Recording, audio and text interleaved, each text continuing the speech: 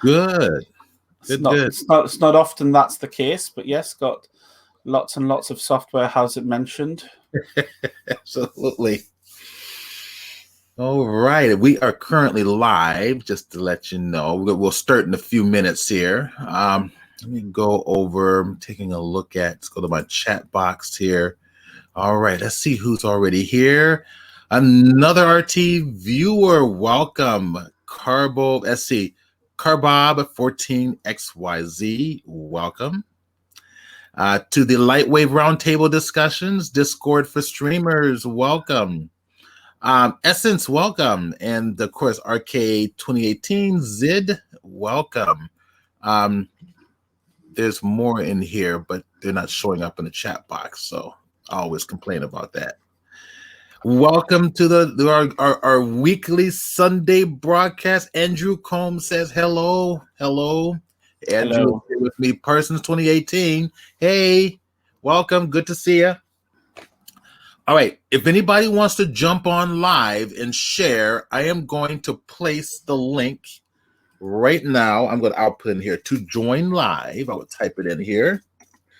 I will place the link right now in the chat box. Okay. To join live, and there is the link. And oops, that's not the link. Crap, I hate it when I do that. I copied the wrong thing. All right, let me go to the invite, click the copy board, and now I've got the link. Daphne, welcome. Hey, David Glenn, welcome. Good morning. Good morning. Good morning. Good morning. Great to see everybody. All right. So if anybody want to join live, Persons, if you want to come on and share, go on and use that link. I'll get you primed in here. Kevin should be here.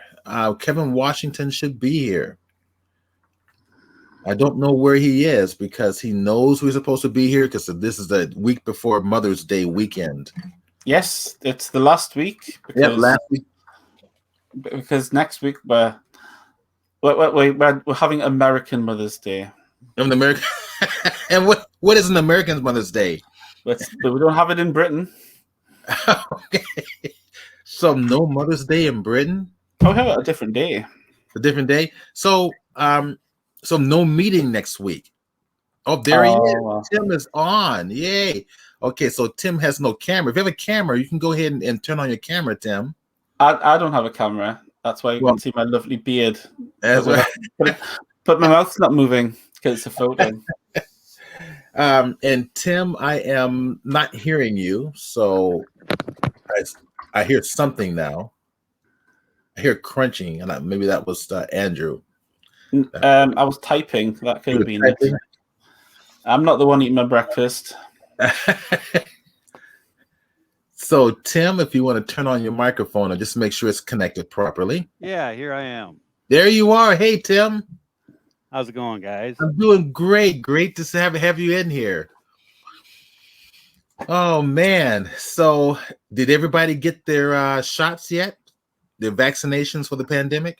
No. No, not yet. You're still waiting for yours, I think, right? I keep on trying to get one, and it's just like they either don't have any, or they say, "Oh, well, you can get one, but it's in Aberystwyth," and I'm like, "I'll pass. I'll try and wait until it comes within, like I can get there distance." Right. Might as well say the moon. Oh God! So Pixelati said he's done. I said, Kevin. Is that Pixelati? Yeah, that is. Yeah, come on, Kevin, get yourself in here. What's the matter with you? Get into the room.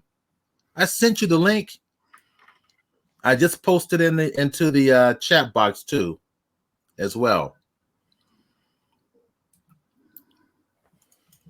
See, what's he waiting for?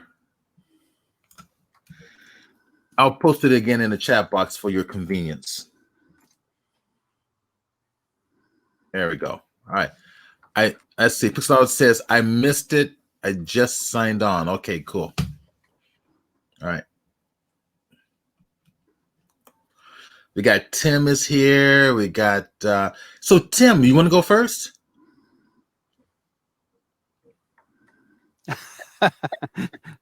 Just Go share your first with screen what? with what this is the round table, so you can I do whatever suppose. you can do whatever you want. Anything. Okay. PG-13. Cool. All right. So Kevin is here. Add Kevin to the stream. Yay. All right, Kevin. You can speak now. Are you eating, Kevin? No, let me mute. Yeah, I can hear some. I said a munching going on. I'm usually the one that gets blamed for munching. What happens is you're munching, then people blame me because they think I'm the one doing it. So I've got no snacks today, so you can't blame me. Someone's Cool. listening to us in the background. All right. Okay, we got. You need to mute that Twitch channel and put your headphones on, guys. All right, that's right. So then, yeah. Thank you so much. Okay. Can you hear Thanks, me? Andrew. Thanks, Andrew, for getting them straight on that. All right. Cool. Tim Parsons is here. And Tim always has wonderful stuff to share with us whenever he comes on. So we'll start with Tim and then we'll progress over to Kevin. Okay. Can you hear me? Yeah, perfectly well. Okay. Okay. I guess what I'll share is kind of some building out a scene. I have the assets made, so this will speed Okay. things up.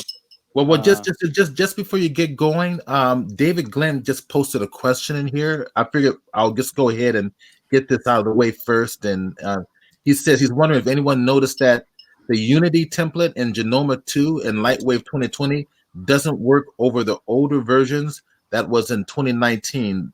That worked. That was in 2019. That did work. Anybody know anything about this? Nope. Nope.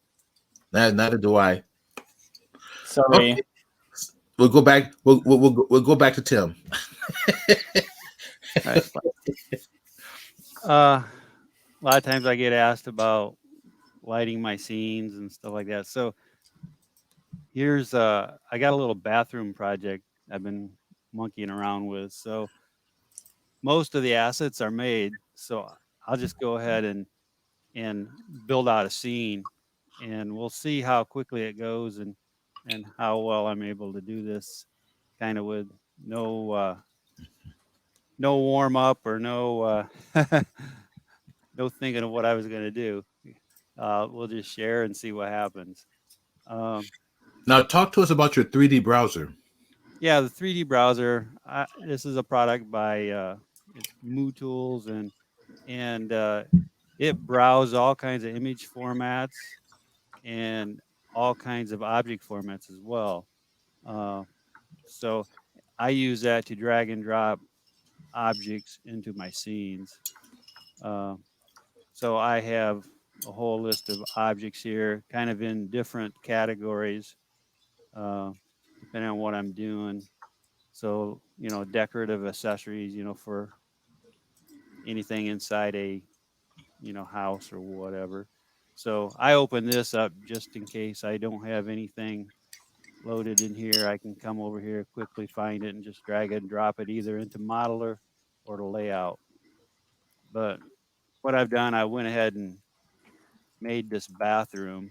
It's not a very big bathroom. It's a real long bathroom, but I don't model anything. It's really not going to show up in the scene, and I have an idea for what the scene's going to look like.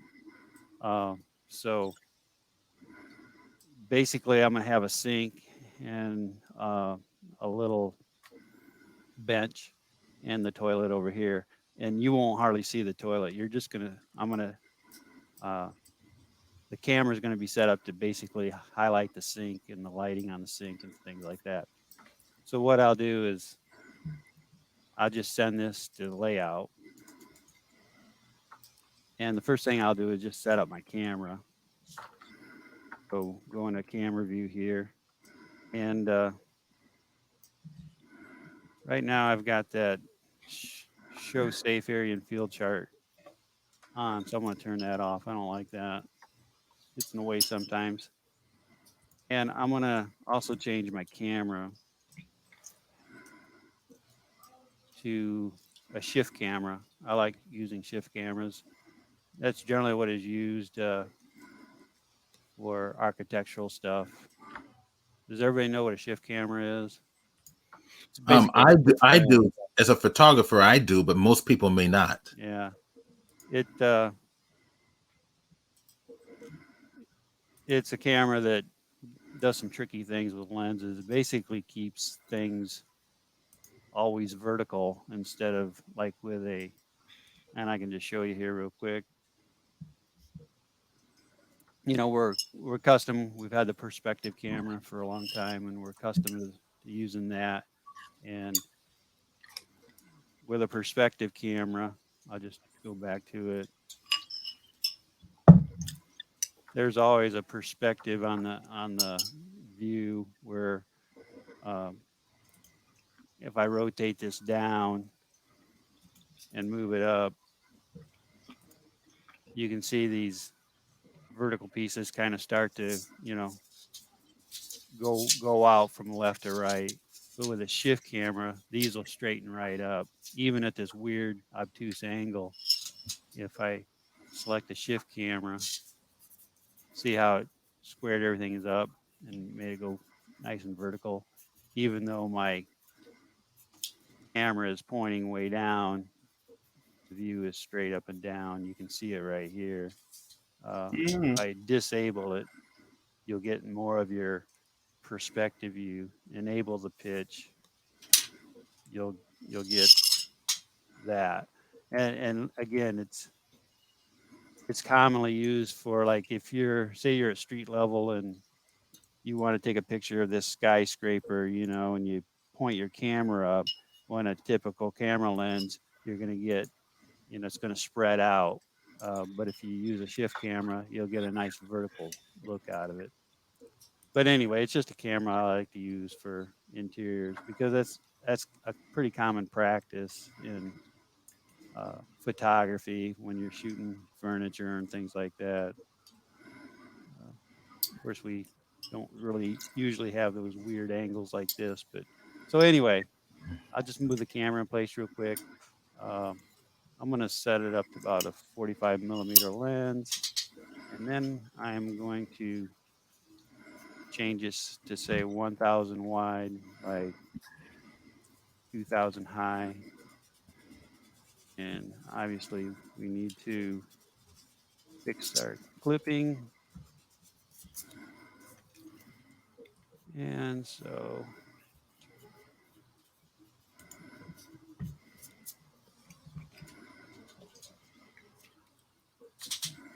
like I said, doing it on the flies. At 400, Yeah. That seems a little high. That's the problem right there. You just have to stand 8 miles outside the bathroom to take the picture. Yep. So this is looking pretty good right here. Main thing is just showing how quickly I'll throw together lighting on a scene. But this is kind of the shot I want. And I'm going to crank that back because I'm going to get inside. I'm going to get inside the room a little bit more. Whoops. Okay, so that's pretty much where I want my camera to be. And let's just take a look at the lighting real quick. If I hit F8, don't really see much. So the first thing I want to do is probably change the angle of this light. What I mean by angle is right here. You notice it's got pretty sharp shadows. Those are generally too sharp for my liking, so I turn it to 5 or so. And then I get really blurry shadows. And then I'll crank up the samples to 16. That's pretty much automatic. So that's a good start. This light is fine, but I'm going to turn up the samples of that too. And then I would say 32. 32. Now we'll keep it at 16 just to see what I get. But yeah, probably will need to be turned up a little bit. What I found out is you can turn up the samples on the lights pretty high and not get a hit for time. But as soon as you start turning up samples for your camera, that's when you really get hit for time. That's what I found out anyway. Discovered. Yes, Uh, yeah. I It's don't know if better. It's that's better to true or increase not. the samples for the lights, for the lights and the shaders and everything, but not the camera. Mm-hmm. You can actually even if you had enough light, I would say increase the threshold as well. But you've got a very dark scene, so at the moment you need it. Yep. But I'd maybe make it about 0.03 on the threshold. Oh, here. Yeah, but only if you've got like once you've got enough light in the scene, because at the moment you wouldn't get the dark areas resolving properly or denoising. I generally I've never really messed with these. 'Cause I don't know what they Sometimes do. increasing it to something like 0.03 can drastically reduce the render time. But like I say, you kind of need to make sure that you've got enough light, because otherwise the dark areas won't denoise, which is the whole Okay. point of.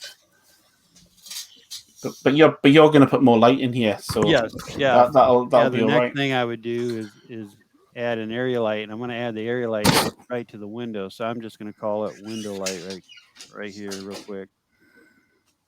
Kind of name it right, and close these. And I'll just place this right in front of the window.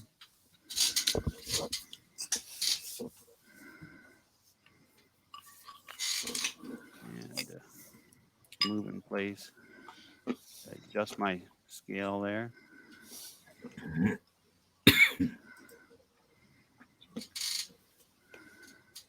And honestly, I don't know if I'm doing any of this stuff right. It seems to work, so so I'm assuming I'm doing it right. Technically, I haven't really don't have any idea,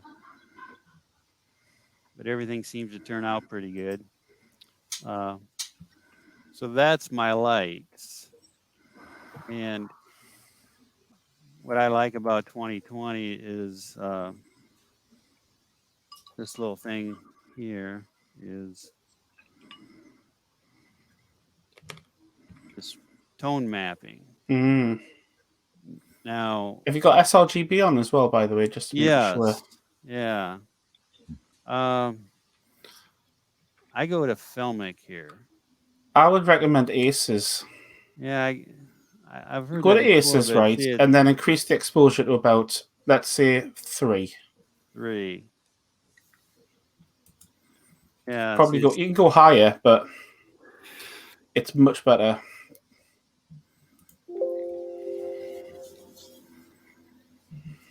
yeah, that might work. But to be honest with you, I always felt that Filmic just was a really nice sweet spot. It sure does. Oh, I'm Aces all the way, man. And I'm not going to be going anywhere with this. I'm not going to, I'll be going to Affinity Photo. I'm not going to make any animations or anything. But that's kind of the start of my light, and really, a lot of times I don't even use this. I would just leave it off. And what type of light did you put in there as well? There's a area light in the window, Gotcha. and then there's this sunlight, and I should rename that to sun. So you got the sunlight and you have the area. You said the area light was in the window? Yeah, it's right outside the window. Right outside the window, right pretty close. Got it. And then, of course, we always have our environment light here. I would typically actually increase the sunlight brightness. The standard brightness isn't really as bright as the sun. I would double it to just make it like ×2. Yeah. Oh yeah, and that's another thing I usually do. I usually change this to a little bit Warm it up a little bit. Yeah. And I'll do that with all these other lights as well. Except environment light, I pretty much leave that alone. Other than changing the samples on that, I don't really touch that much. It's still one of those things I don't fully understand, but things I don't understand, I usually leave be. That's why my camera samples and all that is pretty much left alone. I mean, I'll play with these, but I've really honestly never messed with this stuff. So that's kind of the start. So now I'll just start adding, some of my goodies that I made. So First of the goodies I have is, a toilet. Everybody loves a toilet, right? But honestly, I don't think that's a toilet I want to use in the scene. I got another toilet. Everybody has to have a good toilet. That's a nice looking toilet. I was going to say the same thing. Here, I got one with gold trim. I want a gold trim on my toilet. Does it have a bidet in it? No, it doesn't. But everybody has to have gold trim on their toilet. Right. Hey, Tim, are these like turbo squid objects? Are these objects you've modeled? No, I build most of my stuff. Nice.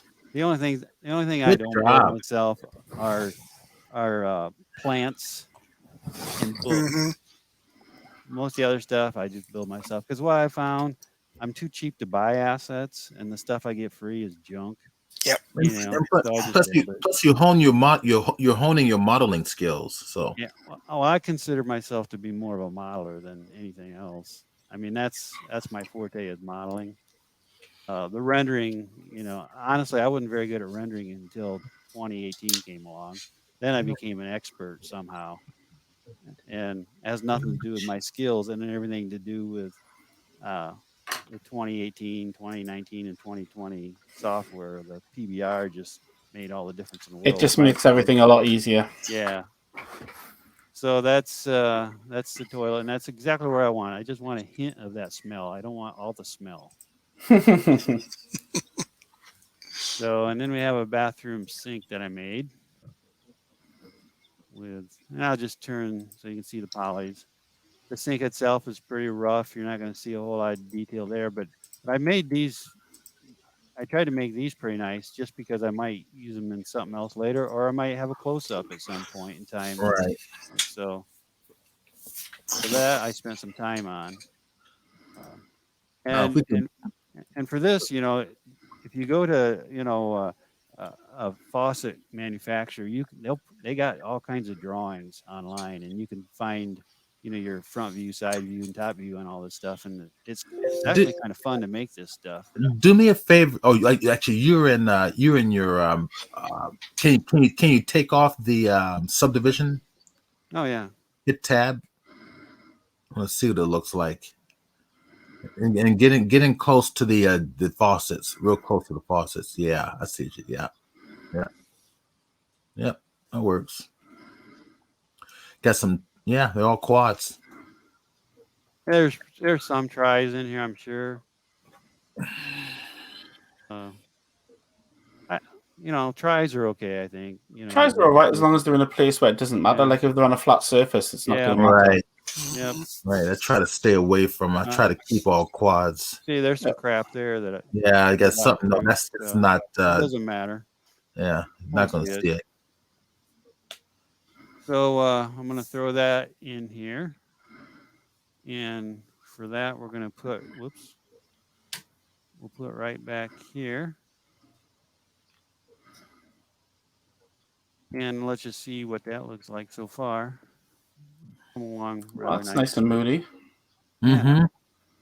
And I made a little more ambient light going in there to kind of fill in the shadows a bit.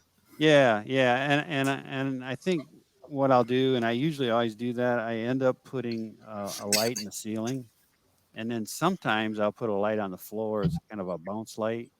But Raw Melon has a question: Does turning the area light into a portal make much difference? I think somehow that kind of got hosed up in 2020. I think it did. So really? I don't very do that last anymore. minute. I just put that in there and leave it as is. Okay. Also, technically, if you have the portal light, it actually blocks the environment light, so you wouldn't get any more benefit from it unless other than the fact you can crank up its individual brightness. So Maui Sky Blue says where to go for reference. I'm not quite sure what you're referring to. Oh, maybe reference for the faucets on the sink. Probably any manufacturer has PDFs of That's right. Manufacturer catalogs online, PDF files and stuff. They got all that stuff. Every manufacturer that I've seen has that available, and that's what I did. So you just get your front view, top view, and side view, and go to when town. when my friend Larry Schultz was alive, he we would go to the bookstore together, and one of his recommendations for practicing modeling was to buy these really cool books with all these histories of weapons and model the machine guns and the handguns and stuff like that. So Oh, they're great reference books. Just buy any type of the catalog books are even better because they're usually giving you like a one-dimensional view in a lot of cases. yeah. I like that mirror, so I'll throw that mirror in here. Um, Now, mirrors is where it gets kind of interesting as far as Yeah, what you have to set up in your controls to make mirrors actually function like mirrors. So I'm going to put that on the wall right about there. yeah. It talk about that as well. Yeah, How do you make the mirrors function like mirrors? it's kind of tricky. So, and I'm sure Andrew will know all about this. I just try things to see what happens and see what works, and usually I get lucky and discover things work. So basically, uh, we go to our properties for our rendering, bring that up, and right now mirror should reflect, right? Well, we have to raise, and I don't know which one of these is that gets enough raise in there so it'll reflect. Uh, let's see, it's not that one.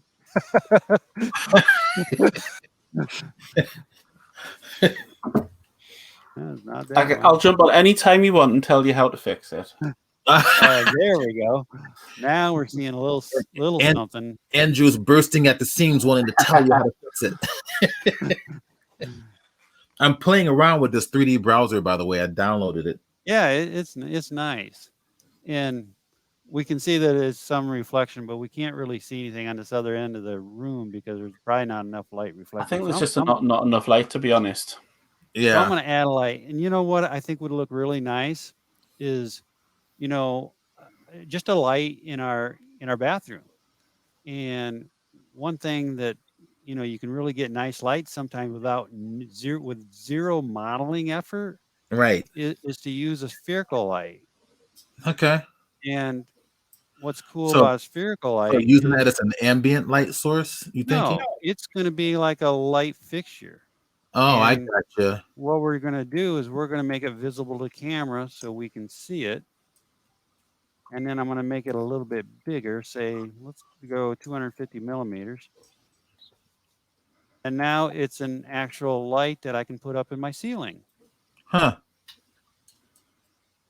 And I didn't have to model anything. It's like a nice little dome light. And so when you render, is that going to render the light source itself? Yes. Yeah, You, because you are using it as a dome ceiling light. Yeah, we made it visible to camera right here. Okay, See? got it. Okay. Whereas this visible to specular is visible to reflection. You can see it reflecting in the mirror, but if I turn specular off, it's not reflecting in the mirror.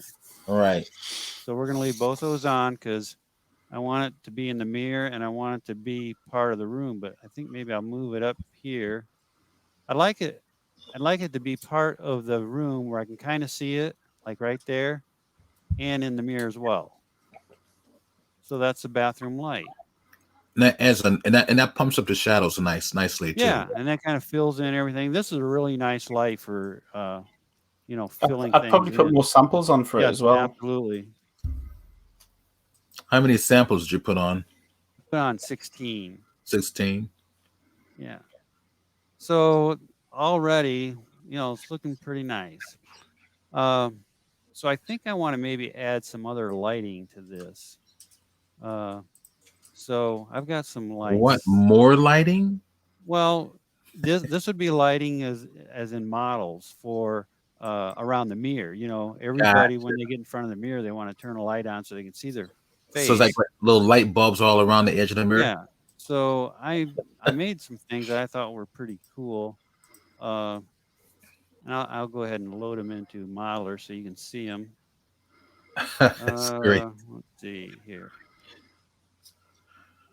And that's another thing. I'm a visual guy. I like this 3D browser, so I can just look at the model. And that's not to say, you know, I can go in here and you can do the same thing here. Visually, you can see models now. If you have 3D browser, if I go into here, see now your regular Windows, this is Windows here. And with that 3D browser, it will draw in the objects. And it really helps instead of, you know, viewing things by a list or details, you can actually see 3D objects in your Windows file system, which is nice. So, but for me, I love just to going through here, and when I see what I want, I just drag it and drop it into place. This is what I want right here. Hey, what's that? What's that 3D browser again? It's It's 3D Browser Pro, and it's by MooTools. yeah. I just put in 3D Browser by MooTools in Google, and it found it. 3D And, browser. and it's Yeah. it's 30 days free too, so it's pretty cool. Yeah, and I Nice. think it's only like $70 or so. I got this probably, oh gosh, 15, 16 years ago, and it's indispensable for me. And he upgrades it maybe once every 2 or 3 years for, you know, $30 or so. So Does I- it support the LightWave 2018 formats? yes, Yeah, yes, this is this model was made in 2020. So that's that was really cool that things do. well, you So- know, it was one of the first things that when 2018 came out, I immediately emailed him and said, "Hey, can we get this to work with the new LightWave 3 file format?" And then he had me send, you know, I sent him some samples of the LightWave 3D format. It was like 3 weeks later, and it was working. Wow. So Great. so yeah, you know, he's well aware of, you know, LightWave and oh, and the other thing too, it supports scene formats. So if I go to my scenes, Right. it It supports it it there supports yeah. there's a LightWave scene format and shows all the stuff in that scene. It supports your standard graphical files like JPEGs. Yep. And Yep. it views all of your HTML web page of files. So, Tim. you know, here's a thumbnail of my little scene. Now, obviously, this says instant test, so you know you don't see instances or anything like that, but you know these are just little dumb scenes that I, you know, generic scenes. It's a generic scene that I use for whatever. So I just got a bunch of crap, a lot of different tests I make, but it's nice that, you know, you can see a scene in it as well instead of, you know, only objects. It's not only objects, it's scenes. So it reads the LWS and the LWO. Oh, this is great. I'm going into my LightWave folder where I did my custom made banana holder. It sees it perfectly. This is great. So this is the sconce lamp I made for this bathroom scene, and I don't know. I just thought this marine type look would be kind of cool for this bathroom. I don't know why. All subdivision surfaces. So I'm gonna just plop this in. So that's in my scene now, and I'll position it. And what I'm gonna do is I'm gonna have, you know, a light on each side. I'm gonna put one over here.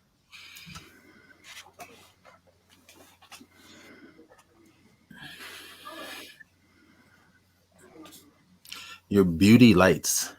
Yeah. And maybe right about there might be good. And then now naturally we can clone this, but I don't know, maybe some people aren't aware of this, and I do this a lot. Instead of just doing a normal clone, uh, I'll do a clone instance. And basically Yeah. that creates an instance, and you get this wireframe, and you can go in and change this right away to a shaded object. Let's see. Andrew, doesn't an instance save on memory as well? Yeah, it would do. There's a lot of advantages, you know, and this is just one extra. There's only a handful of disadvantages. You can even also, if you've got a an object which has, say, for example, say that, I mean, that light's probably one layer, but imagine you'd had like it was made out of 10 layers. You just select the parent of everything and say instance, and it'll basically do the entire like hierarchy as one object, and then you can just move that around rather than having another 10 objects in the scene. Right. And what's really cool about that is, like, I mean, I've done that where you see, like, you can animate, like, say, you could rig it and have it move, and all of the other instances would immediately mirror it. So you can do some really powerful stuff. It just saves on complexity in a lot of ways. Yeah. And once you clone instance it, you can do the same thing, clone instance again, and it retains, these same settings here. Right.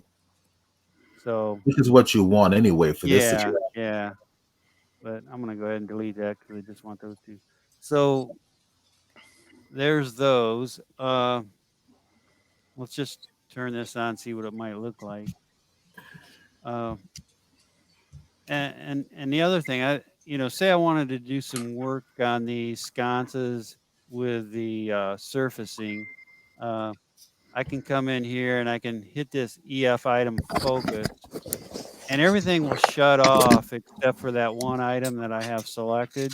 So I'll hit that, and everything goes away except for my selected item.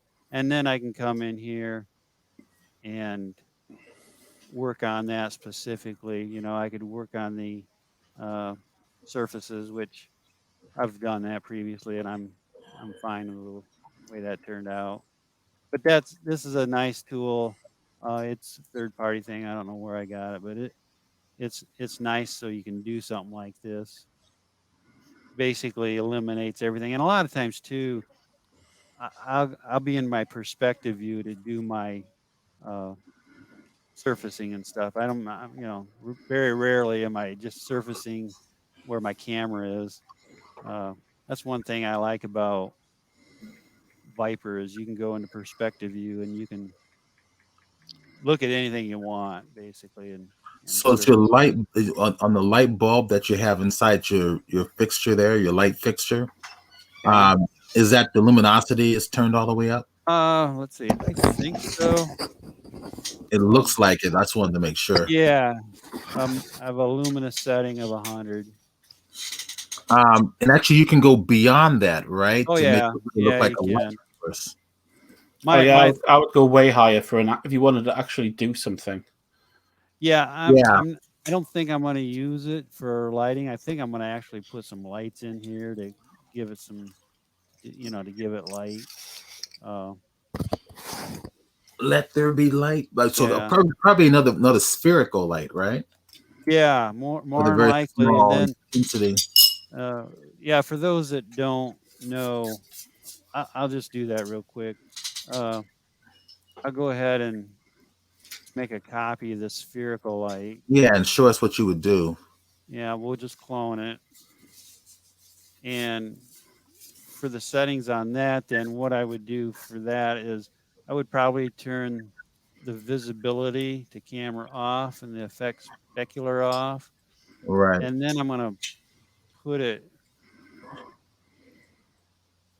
right here where the light would be coming from. So are you putting it inside it, or are you putting it next to it, adjacent to it? I'm going to put it right inside it. All right. So I see. Okay. So then your glass property. I'm gonna make it smaller too. Right. And I'm gonna change the color a little bit, and I'm gonna turn the value way down, probably 0.5.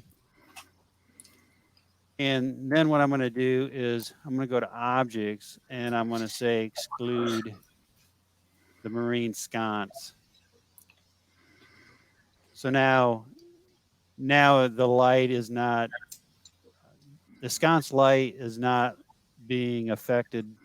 I mean, it's not being included in any of the calculations as far as shadowing and things like that. So it looks as if the light is actually giving off light. Mm-hmm. Really not, because there's another light there. There's another light there, right? Yeah. So then I would just clone that again and run it over to the other side. And then I would just change it to exclude the other one. Mm-hmm. We'll take a look. So Yeah, nice. I think we're coming along pretty good, and it hasn't been a whole lot of work. Make sure my samples are good. So to dress this up a little bit, maybe we would add a bar of soap or something. Oh, you do soap too? Yeah, sure. So in my bathroom folder, we got a toothbrush we could even add. Let's see, what do we have here? Love these Got some assets. toilet paper. You used the liquid soap bottle. We got a soap that one dispenser. right there. Yeah, soap dispenser. Yeah. Yeah, okay. Let's do this. Let's load this into Modeler so we can take a look at the model. This is the model I made again. Cool. There's wireframe.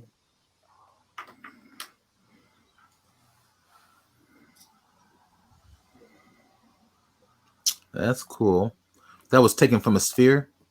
I don't remember how I made it exactly, but I don't know if I started with sphere or not, to be honest with you. I don't think I probably did. Set that there. Looks like it might be a little big. Probably a sphere with tessellation turned on. Maybe we'll rotate it here like that. And let's make it a little smaller. That might work pretty good. It doesn't quite fit with the decor, though. Why not? Shouldn't it either be white or gold? I don't know. Gold would be nice. Well, you can change that. So we can just rob Peter to pay Paul here. Ooh. There we go. Maybe a little too much.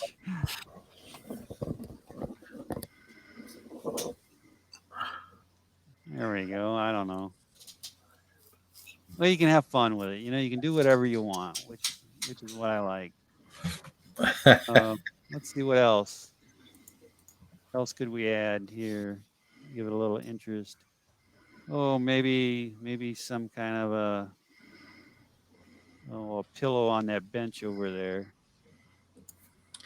Oh, I know a good idea.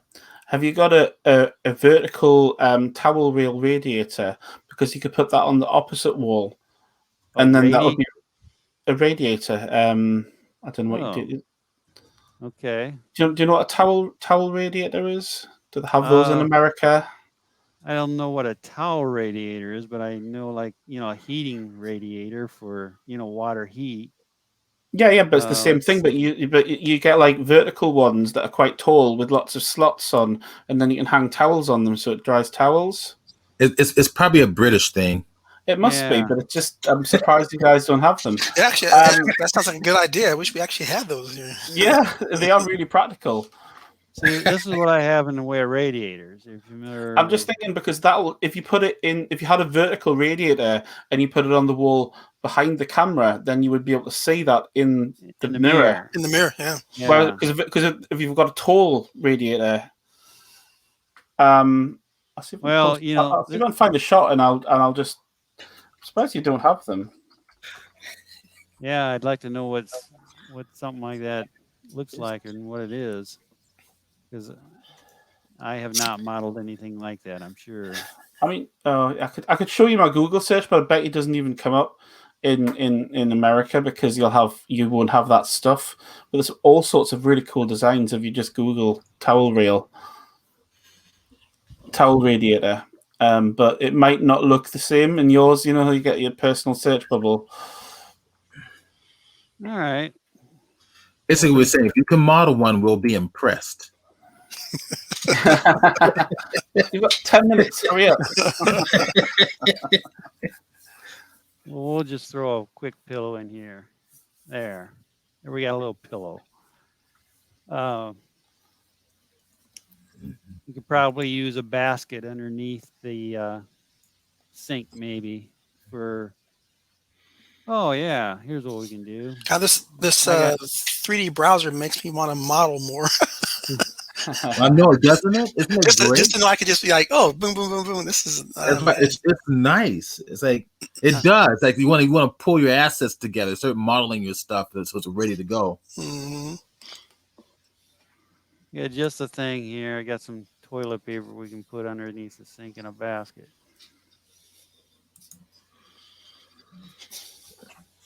So let's go ahead and make that full screen, and let's let that resolve a little bit and see what it looks like.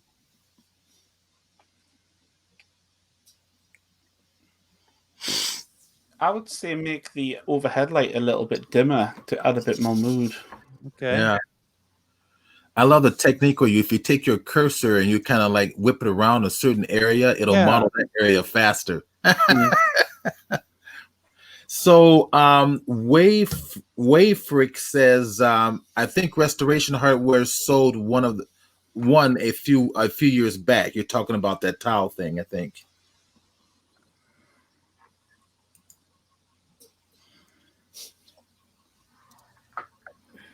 Let's see what the denoiser will do here. See if that will. Oh yeah, and I need to crank this up, the raise to. Oh, you 32. do a lot. Definitely higher there. That'll help that. And let's just turn this on real quick. See what it looks like.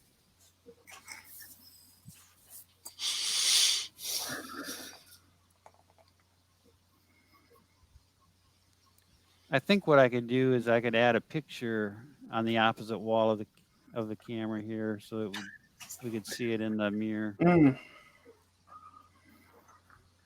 I still think my towel reel idea is good. Yeah, that is. But it's the sort of thing that you might have in a bathroom. It's obviously, apparently, you've never heard of them in America. I just found that really weird. So yeah, that's basically some of my workflow. Like I said, a lot of times I'll add a light on the floor facing up to kind of fill some things in, and lights in the ceilings. There's usually an area light just kind of on the floor, pointing up, and an area light on the ceiling pointing down. But I think the spherical light is filling in enough to do what we need to do. And these lights here are adding, some nice fill too. I think the problem you're probably going to have with that, I'm just looking at it. One of the things that denoiser really won't do well is the noise in the reflection. This right here. Yeah, it won't. It'll make it look all blurry and horrible. Yeah. It looks like that's exactly what it's doing. Yeah, because it can't like. It can look at a texture and go, right, I'll use that texture, but anything that's reflected, it's like there's nothing there. All it sees is a blank surface and goes, oh, this is just flat. I'll just smooth that or get rid of all that noise, which in your case is detail. Yeah, I'm going to go ahead and kill it. I typically don't render anything with a noise filter on because I can always post noise filter the thing if I want to. I could run it through LightWave. You could try. If you want to for radiosity, you could try and use the new irradiance cache. Yeah, I do render with that. If I were to do an F9 right now, if I were to say I'm ready for an F9 render, what I would do is come in here, and this is all I would do, and hit F9. Again, I really don't have any idea what this stuff does. Well, as a recommendation, I don't know whether you're aware of this. So if you've got your Radiance cache and you scroll down on the Radiance cache settings, yeah, and then click on the Use Cache button, yeah, select a file name in the file name place. File name. File Yeah, name. it's just underneath the here? yeah. So you'll need to like create a location, type in a name, call it my cache or whatever, you know. How about junk? You can put it any way you want.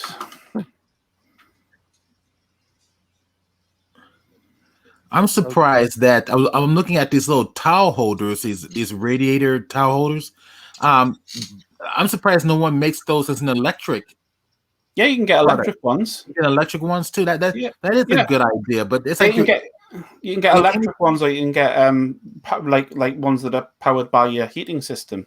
Right, but it's like then your energy bill goes up, and so no, because you have them on a low heat and for like drying it overnight, you know, or something very slow. So bake frame, right here. Yeah, it might be a bit slow. No, but what's this doing? What this does is it builds a cache file, and then once this is finished, you can basically work with that cache file in VPR. Oh. So that cache file. So what you'll find is that once this might take like 10 minutes to bake or whatever, but then when you're making changes and stuff, while it's not going to be 100% correct, you can see the VPR with Radiosity much faster than if you didn't bake it. Okay. Yeah, I did notice in VPR. Yeah, because when you're using interactively, this is awfully slow. But if you bake it, then it'll be much faster to preview. Right. Yeah, I'm gonna go ahead and abort it because I just want to make sure we're talking the same thing here.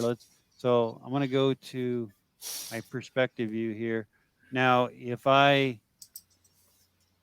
go back to brute force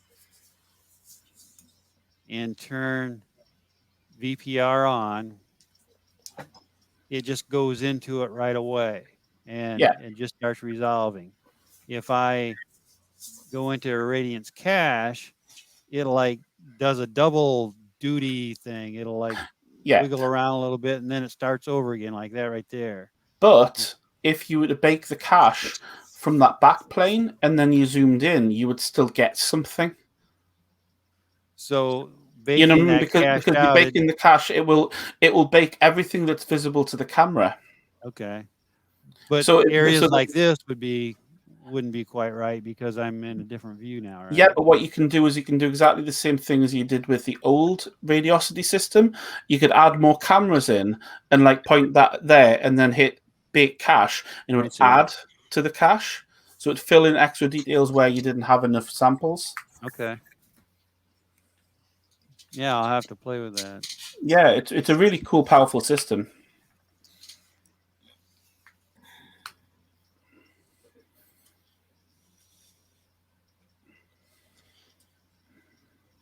But don't forget, if you flip, what I tend to do is I use secondary and primary.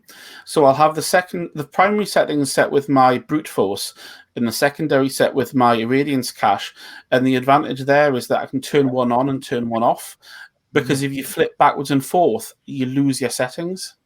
So you're saying this would be brute force, and then because now it's got and then because if you look now, it's reset to 1. Okay, yeah. And it'll do that every time you flip back and forward. But you could just disable the primary, and it would just default to the secondary. So you could set up your Radiance cache. Do it. I would personally recommend that you make the Rays 1024. Yeah, and then leave the rest the same. And then when you're done with your disable the secondary, and then when you want to do your final render, you enable that and disable the primary because they're both basically the same. They'll work together if they're if you do set up both. But you can just like use it to flip between one and the other. Okay, so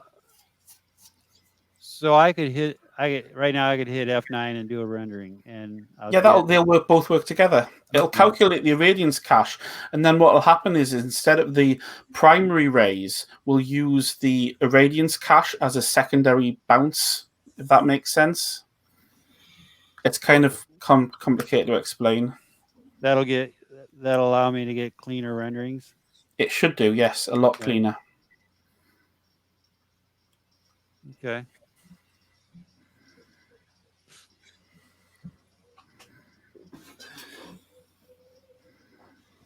Well, that's I guess that's what I had to show. I mean, I think I learned more than anybody else.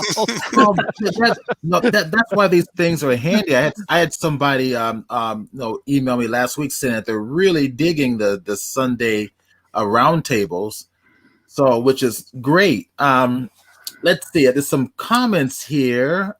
Okay, someone found this on Turbo Squid, actually the tile for 3D models. So if anybody wants to go check that out, the link is there in Twitch. Let's see. Put the TP near the toilet. Toilet paper near the toilet. Can you reach over to under the sink if you're getting on the ground? Okay. Through that. Yeah, there should be at least a toilet paper roll right over here. So well, to be honest, in my head kit story, the toilet paper is actually mounted on the wall on the far wall, and then that way it's fine. Yeah, they said no one's Maui Blue Sky Maui Sky Blue says a bidet is a new concept in America. Actually, my girlfriend has one. That's how I finally got to use one. They're really handy. I've always wanted to try one out, to be honest. It's very, very handy. I guess we have to rig it with the water, depending on what you buy, because some bidets will heat up the water. Oh, nice. I guess others may use the existing hot water system. So you got to rig a water hose to your water system in the bathroom. It's pretty funny. Cool. So it's 11 o'clock. Anybody has any questions? Good time to put in questions.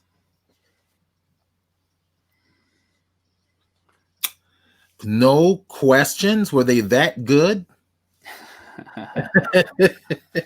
Cool. So there, we'll make it easier for that person that can't reach under the sink. Let's see, where did you put it? On the top of the system. All you need is one of those little standalone, like golden colored racks where the toilet paper hangs off of, sitting right in front of the toilet. Yeah. Like the ones you get in the hotels, like the 5-star hotels. Well, we're not seeing that in this shot, so This is not a 5-star hotel. I would still crank the sunlight up a little bit more if it was me. Yeah, it looks like it's overcast outside, like a bright overcast. Well, maybe it is.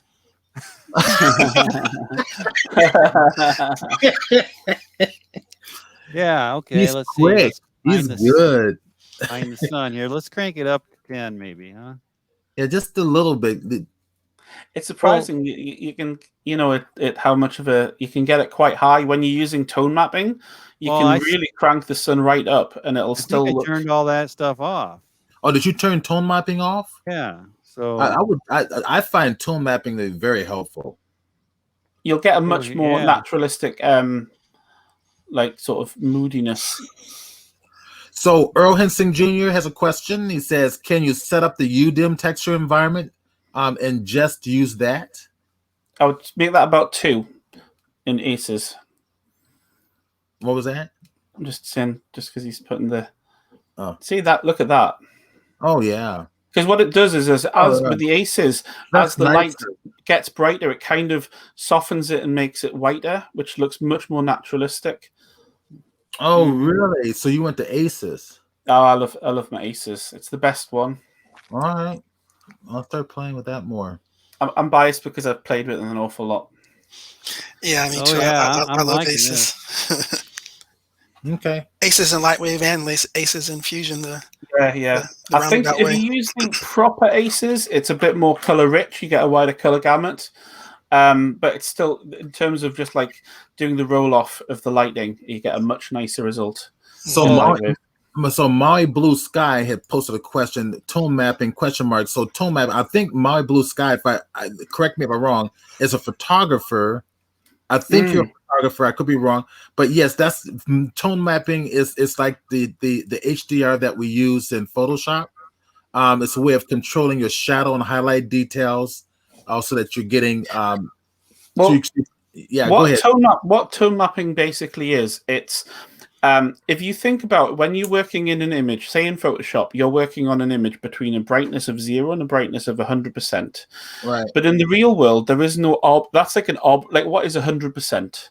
So you might find that a sun in an arbitrary environment is 1,000,000% bright. And so basically what tone mapping is, it's a way of handling when something goes brighter than what effectively is a screen space of 1 or white.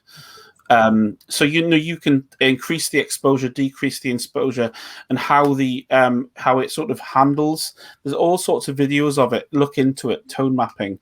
It's a big field, and sometimes what you'll see is there's originally when people doing tone mapping, you get these awful kind of like, it looked like they'd heavily overused or what do you call it? Like a sharpening filter, which looks awful. But proper tone mapping is all. I mean, Kevin did a really good example of it a few weeks ago, which if it's available and you can still watch it on this channel, didn't you, Kevin? Yeah, actually, after I do the LWCAD stuff, I can pull up that little fusion scene because it's pretty basic, but we can do that and just to show you basically how it's working. And we've got in LightWave 2020, we've got a native tone mapping filter which does exactly the same sort of things. And you just get a much better, like, kind of what it done. It kind of, and if you're doing photography, it crunches your blacks a little bit, which is why I tend to up the exposure a little bit, so that you're still getting the midpoint about the same as before. But then any whites that are going way past the white point are just being brought down into a sensible range, so you don't just get like a bleach or a clip with the brightness of an object. So, like you say, that sunlight is very, very bright, but it actually looks very naturalistic, and it's still got a little bit of the green lighting from the bounce. Whereas if it wasn't tone mapped, it might just look hard. Well, that brings up another point when you mentioned this tone mapping. Is the color spacing here? Where should that be set to take? That's exactly the way it is. It's set to the sRGB default. Okay. Because tone mapping works in conjunction with the color space. That's a separate issue. It's kind of really confusing, but basically have it sRGB default and use the tone map. Technically, what you should then do is, if you are rendering it and you want to do your tone mapping in post, don't have tone mapping ticked. Render it as a linear image and then do it in the post in Fusion. Yeah. But for previewing, just have that on, and that gives you a rough idea about what it would look like properly tone mapped in post. Okay. Yeah, I think, Andrew, you're right. That's what gets a lot of people confused, is they've got tone mapping turned on LightWave, and they forget, it's in the manual, but it's just, there's so much stuff in our brains you're trying to remember, but it's just a preview. It's not the actual. If you're the type of person that just hits F9, save, goes to put it in your document, send it to your client, then leave it turned on. If you're the type of person that does all sorts of like special post effects and everything, leave it turned off, but only for rendering. Like I say, it's fantastic for previewing. But some people, like that image, that's probably more than good enough as it is right now for him to just, hit F9. You also need some more reflection samples as well. Yeah, you were going to mention something about, when we were talking about that mirror, you said there was a trick to make it just work. No, I wasn't sure whether you'd got it set up right or not. I would put in some more reflection samples. I would probably put about 8. Yeah, I usually do crank that up. I usually set it at 12.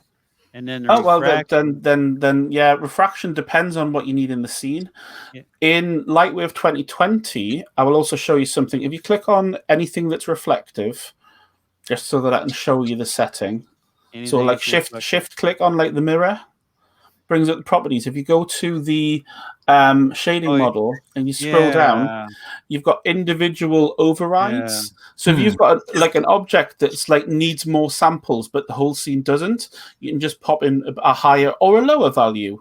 Yeah. You know, if you're finding that, like for example, a mirror should be 100% like not blurry, and so you might find actually I can get away with one or like maybe 4 samples for the mirror, whereas everything else has to have like 12 samples or something. I'm Yeah, I haven't And used that you yet. can save that. You can save that with the object as well. So you might Yeah. find that it just permanently doesn't need it. I think creatively looking at this scene here, the only other thing that I would add in there is like a big bunch of bushes outside the windows behind the lights. So it looks like there's some trees out there, and you're getting their shadows of the trees coming in through the lights. Yeah, you Yeah. can even do a gobo. Go cheap. Yeah, light gobo, yeah. Yeah, Yeah, add a bit of nice green, which would add to the scene. You know, like soft green. something coming from outside. Right. Anyway, I've got to go, guys. It's my tea. I'll be back All right. in like 20 minutes, half an hour. Daytime. Thanks, Andrew. You're welcome. Right. Anytime. Thanks. Anytime. Any more questions, you can ask me later. Yeah, I think we'd probably it's probably a good time to do a 15-minute break. If there's not any more questions.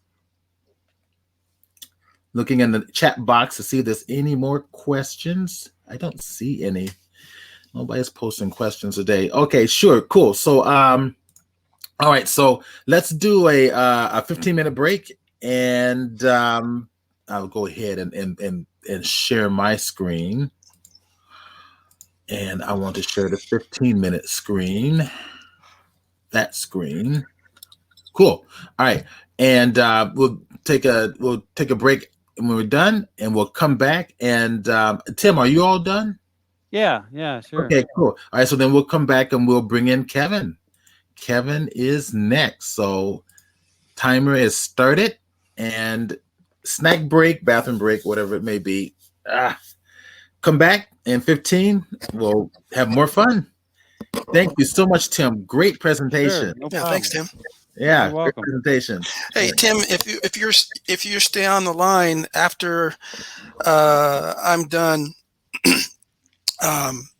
we might be able to get. You had a question a few weeks ago about you're having a problem you couldn't resolve in LWCAD. So when I get done with the basic stuff, maybe we can see what that is, and then also when Andrew's back, we can, if I have time, I can maybe show that little the ACES setup scene again.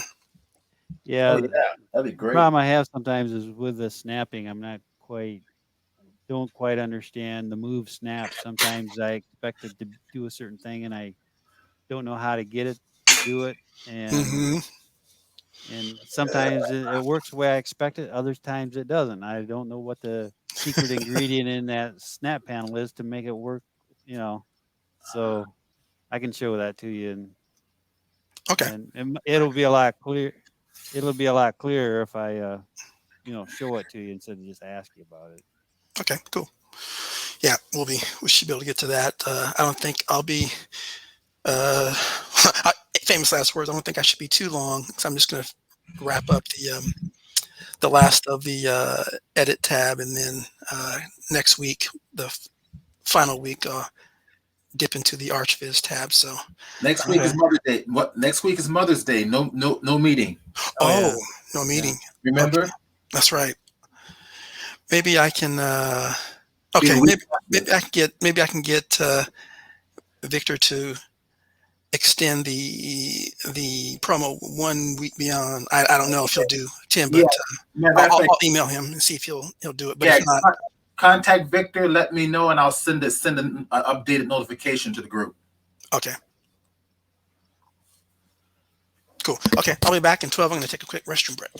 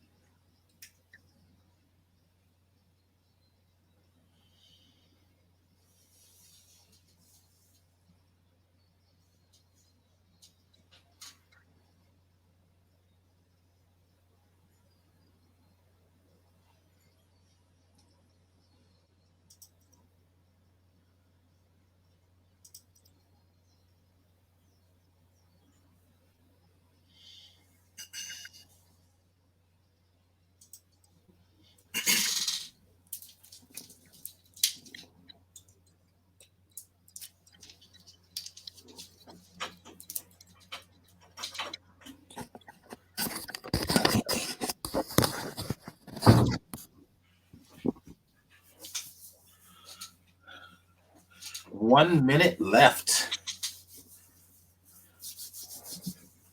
Somebody's making a lot of noise back there.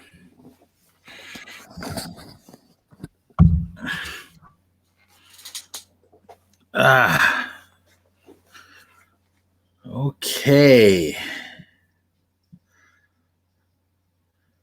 Let's see. Kevin, go ahead and share your screen. Okay. That's you that's making all that noise. Now, was that me? I have my microphone flipped back behind my ear. Let's see. Share screen. That one. Screen one. All righty. Cool. All right. Let's see. Let's go ahead and turn off this. All right. Let's stop that. And let's go get your screen. You are added on. Hey, it's me. There. All right. So you're sharing, and I'm going to go ahead and maximize your screen so everybody's just viewing that. All right. So more. This is what everybody's been looking forward to. More LightWave CAD. I'm going to put a little promo on mine too, so to alert everybody that we are now on with LightWave CAD. Cool. Okay. So what we're going to do today, what we've been doing the last 3 presentations is, again, we're just keeping this very simple, very bare bones to the basic. We're looking at LightWave CAD as a modeler, almost a standalone modeler, but obviously it's an enhancement and companion to LightWave's modeler. And we've only been covering the basic functionality of the first 3 tabs, the Create tab, the Modify tab, and the Edit tab. And where we left off last week was we're almost done with the Edit tab. And what we're going to do is the last tab, which is the ArchViz tab. We have not covered anything in the ArchViz tab. And the reason was, of course, as we were trying to say, again, look at LightWave CAD as a basic set of tool sets. And even if you're new to LightWave CAD, until you really understand those first 3 tabs, the ArchViz tools really won't make much sense because they basically are just extensions, advanced functionality. So it's, with anything, it's always best to get the basics down. So what I didn't realize, I forgot though, that we Mother's Day was next week, and my intention was the 4th week, or the 4th presentation, to dip into the ArchViz tab. But with next week being Mother's Day and the LightWave CAD promo ending next Monday, I can't promise. I literally, on the break, I just sent Victor from LWCAD an email, and I asked him if we could extend the promo to the ending the 17th. Possibly we'll hear back. He's in Russia, so it's 9 o'clock in Russia right now. So I'll check before we were finished today to see if I got a response. So I can't promise. So for those of you who are looking to upgrade to LightWave CAD, I would not stake my claim that the promo is going to be extended to the 17th. It may not. But if you're looking to upgrade, I would definitely upgrade. Have the mindset that it is going to end next Monday at midnight. But let's cross our fingers to see if we can get it, so that way in 2 weeks we can do some of the ArchViz stuff and then have the, that being the last day before the promo. Just FYI, John Marchant, as I was sending Victor the email, I saw your email, John, so I just got your order. We'll get your order processed as soon as we end the meeting. So congrats on your upgrade to LWCAD 2020. So where we left off last week, we were just kind of touching in some of the basics of the NURBS, and I had an issue where I was showing you guys what they refer to as the networking patch in terms of dealing with NURBS, and it wasn't working. And I kept trying it, and we were sitting there going, "This works. I've done this 1,000 times." And after my session was over, we switched over to a different presenter. And I came to find out, once I close a modeler and turn it back on, everything worked fine. So there were no mistakes last time. It was just sometimes you have to reinitialize modelers. So we're going to pick right back up, though, to give you an example of what we were trying to show, because it's really important not only for kind of understanding NURBS and the power of NURBS, but also it gives you a little bit of, I'll show you a limitation, but also gives you a hint in terms of what's coming up next in the next version of LWCAD, which is going to really should enhance the NURBS model even more. But there's quite a bit of stuff you can do now. But as a reminder, as I mentioned last week, when you're dealing with LWCAD now and NURBS, at least for me, it's probably best to think of it as a in terms of like modeling,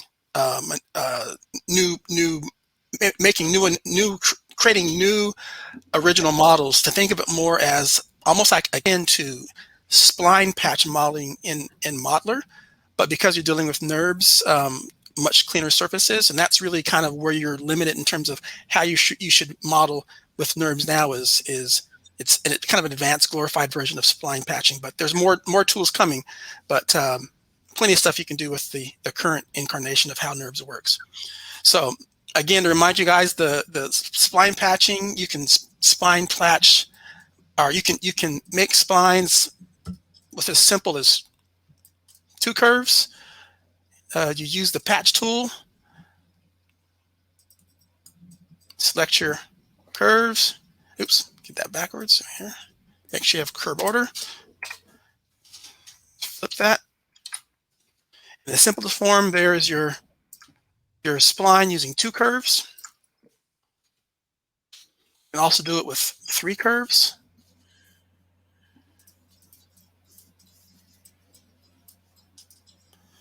I've got my snapping tool turned on, so I'll make sure that's nice and connected. And then I'll connect that 3rd curve here. Go back to the patch tool.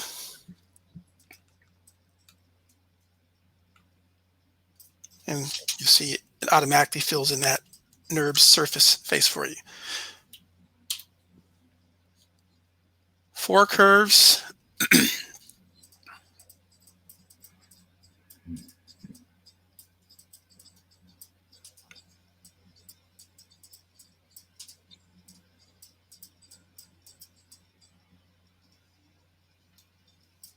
Oops, let me go ahead and lock that.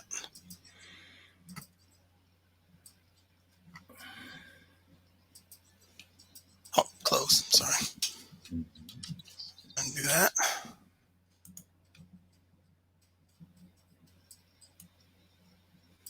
Yep. Go back to the patch tool. 1, 2, 3, 4. So there's your basic way to make your NURBS surfaces: 2 curves, 3 curves, and 4 curves. I showed you guys lofting. I won't do that again. I showed you guys lofting, and I think that between your standard curves, lofting, those are what you generally, when you do your NURBS modeling. But what I was showing you guys, one of the nicer and more powerful ways of NURB modeling right now is what they refer to as a network patching, or network NURBS workflow. So I'm going to go ahead and create 3 shapes, or 3 curves. And when doing this, actually, I'll give these curves a little bit of variety to kind of exaggerate a point here. So I'm going to go to my jitter tool. Oops, 1 second. Set my working view here so that the jitter is in the y-axis. And I will, let's make sure I've got my scale good. So I will do jitter points. Make sure I got this set. And I'll do a minimum in the y. Oops, got my working plane here.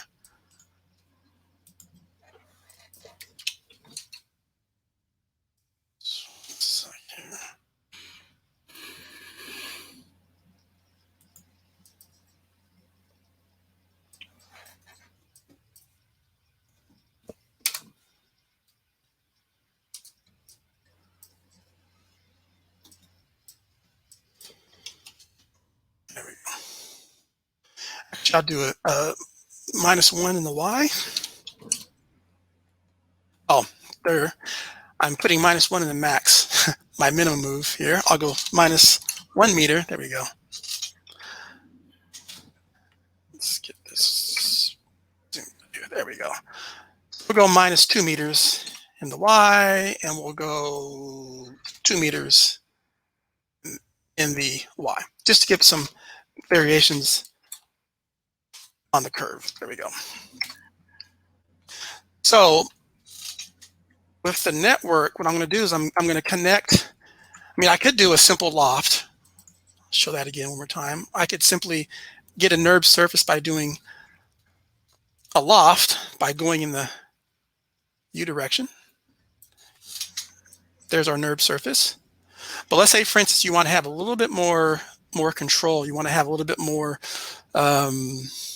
polygon flow, especially if you're going to say convert these NURBs ultimately into a polygons or a quads. So let's go ahead and undo that. And the most important step when doing network patching is you need to make sure you go to your snap panel and make sure that you've got, in this case, near and end are perfect to use, but you have to make sure that you have the UCS off. If your UCS is turned to auto or fixed, which is generally how you're working in it, if it's set to one of those, this will not work. So your universal coordinate system must be turned off. I'm going to take my line tool.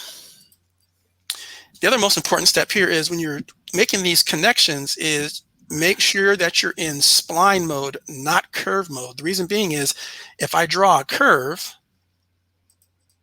with curve mode, you'll see here's my control points to control the curve, but the actual points of the curve are right here.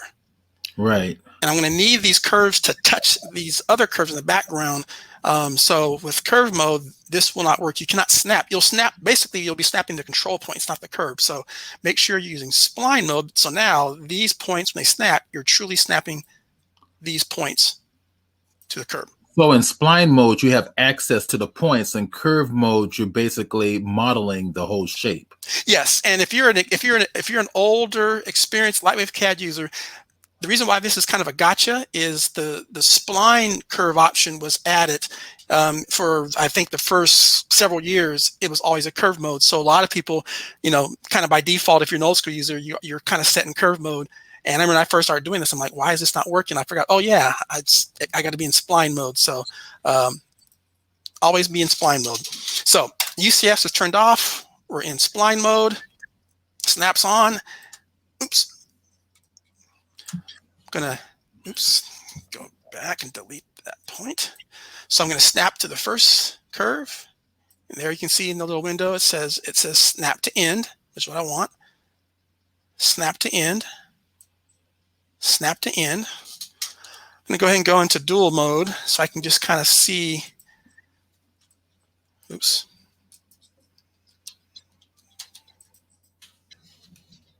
Do that again. Back to the line tool, snap to end, and snap to end.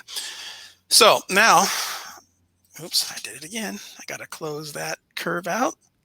So now for my second curve, this is why I'm using the other view so I can just kind of get a little bit better of a better bit of a curve flow. Snap to end, and snap. That's actually not snapping in. This is where the snap to near right now. That's why it's snapping. It's the near versus the end. So snap to near, snap to near, snap to near, snap to near, snap to near, snap to near, and in snap, and in snap. Okay. So what didn't work last time will work this time. So now I'm going to use my patch tool now just to kind of give you an idea again to prove these curves that I just snapped are, there we go. They're touching perfectly on those background curves. Matter of fact, I'm going to go ahead and give this a little bit more of a I'm going to grab that middle curve, use my drag weight tool, and just pull this up. And again, if you're new to LightWave CAD, what's nice about the drag weight tool is not only can you drag points, but you can literally just touch a curve and drag it. So you don't have to drag the points. Okay, so we've got our curves. Did that other part come up with it? What's that? Did that other part come up with it? Or just that curve? Oh, just this curve. So I select the middle curve, and under drag weight, so again, here's the control point here. Zoom this up. Here's the actual control point. I can drag that. So they're not touching anymore with that other one. Yeah, he's talking about the alternate one, the Yeah. one going the other axis. Yeah, it's not touching anymore with that other one, correct? Oh, thanks, Tim. You're right. Good call. Thanks for doing that. So I want to do that. So you're right. So I need to probably go back and snap all three. So you're absolutely right. Thanks for saving me a headache. So let me just get rid of these curves again, because I should have did that first, but I thought that I forgot my jitter tool wasn't enough of exaggeration. So let's go back to our lines really quick here. In snap, in snap, in snap, close it out, near, near, and near, near, near, and near. Let's pull that in a little bit forward. And we'll do end, end, and end.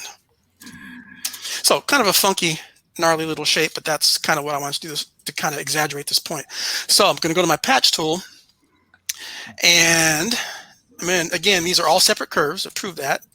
1, 2, 3, 4, 5, 6, 7 separate curves. Go to the patch tool, and I'm basically going to do two operations. The first I'm going to do is a loft. So I'm going to touch this curve, that curve, that curve, and that curve. There's my first loft, and now I'm going to come up and do another loft in the V direction. So loft, loft, and loft. Hey, it worked this week. Last week, because Modeler hadn't been initialized, this was not working. I think I tried it probably 10, 15 times. It didn't work. So anyway, this is probably your most free-form way of modeling with NURBS as it stands right now. But if you notice, we've got a NURBS surface, but you can see the initial curves. You see, because this shape is pretty, it's pretty funky. It's got a lot of dips and peaks and valleys. You can still see the initial curves in the background. See, those are just actual curves. If I go to my polygon statistics and I select as a surface the NURBS curves, well, there's my 7 curves there. In fact, I can move them out of the way. So we've got curves, but we've also got a curved surface. Show us the wire view. There is none because these are NURBS. Oh, good point. Yeah, Yeah. no, you're right. You're right. That's right. So I'm going to undo that. I'm going to keep this for now. I'm going to keep this lined up. So that is a way of doing free-form modeling. And again, the beauty of it is with the network patching is, as long as you're using your detailed curves, like kind of your control curves, whatever, they just need to touch. They don't need to be joined.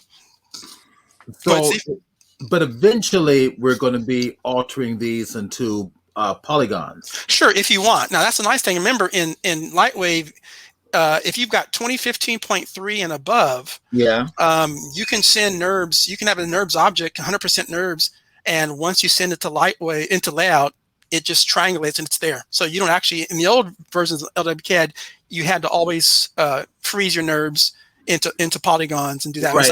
I do quite a bit sometimes still, but if you have a 100% NURBS object, you can keep it NURBS. It'll still render and show up in. And the reason I ask this question is because I'm going to be 3D printing, so I've got to have polygons. Yeah.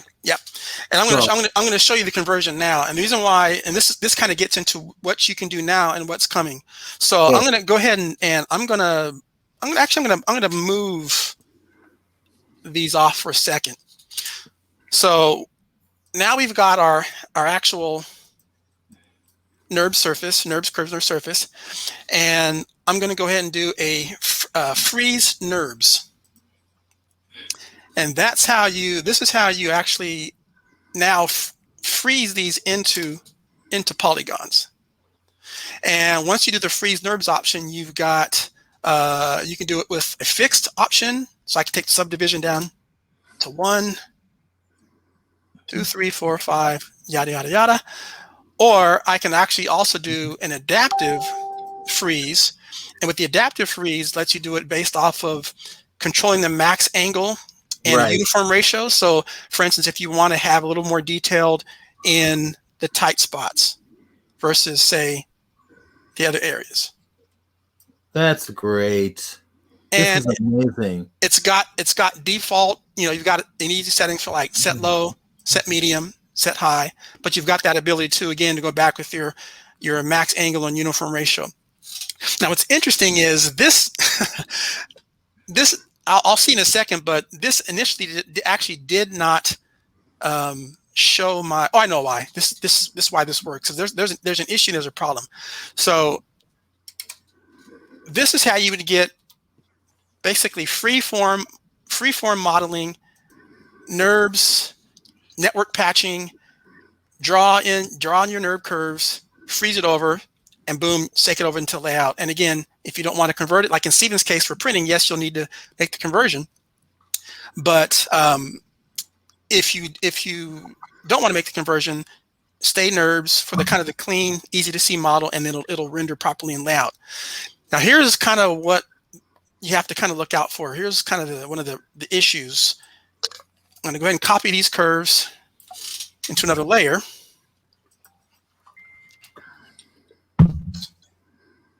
Copy that.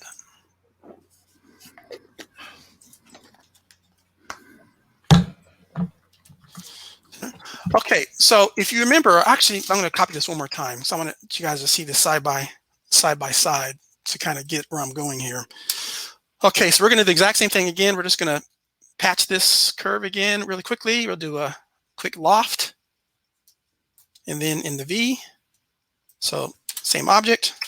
Now, again, if you look at those curves, as you can see, this is not matching those curves 100%. It's pretty close. I mean, you can see here where it really dips. Obviously, how you see how the actual original curve disappears. I mean, it's a pretty close approximation, but it's not 100%, but it's pretty much darn on. And again, with NURBS, for the most part, with NURBS, you're dealing with generally very smooth flowing surfaces. But let's say, for instance, you wanted to do this and you wanted that NURB surface to match your curves 100% accurate. Well, I'll show you the option and the limitations right now, potential limitations. All right, here's a copy of our curves. So remember, these curves are all unconnected. So I'm going to go ahead and go into my join tool. And right now, everything's set. Merge points is turned on. Let me take this to the default. It's merging curves. It's merging merge segments, intersect curves, surfaces, and merge. So for instance, if I uncheck intersect curves, you'll notice here how real-time feedback, it's not going to merge. It's not going to connect those points. It's just only going to connect the four corners because those are the only parts of intersecting that are not intersecting. Intersecting on, you'll see now it's showing all the places it's going to connect. Generally, when you're using the join tool, everything's checked, but it's nice is we can selectively say, I want to do curves, merge segments, intersect surfaces, etc. You can even have surfaces merged, checked, and unchecked. So we've merged all of our curves. If I do the right bracket to prove that, obviously by right bracket, it's showing these are all connected. Now the problem though is if we're trying to make this basically a four-sided spline cage, we're not done yet because if I click on my curves, you can see this is not going to patch because that's one curve now. This is one curve. I need to have separate curves. So I've joined them, but now I've got to go back into my next step and I now need to explode these curves. So now again, it's showing it's going to explode all these curves at these points. I also notice over here in my settings, I can explode to segments or I can explode to curves. I don't want to explode the curves because I'm looking to have 4 individual segments, so I can have perfectly 4 perfect curves for my spline patching. So curves is turned on. Come and see you. I've exploded those, Hey. and now I've got 1, 2, 3, 4. 1, 2, 3, 4. So I've got all my 4, my ready to be 4 curves for patching. Let's see here. So now I'm going to go back to my patch tool. Let's go into the perspective view. So now I can't loft because these are all, see, these are all separate curves. Now I've got to go back and treat this as a 4-sided curves NURB. So I'm going to click here, there, click there. It's my first patch. Click here, click here, click here. It's my second patch. Click here, oops, click here, click here, click here, click here. It's my third patch. It's my fourth patch. Fifth patch. And my last patch. Perfect. So now I've got that same object. We can now see the curves because basically I now have perfectly formed patches to my curves. And do me a favor.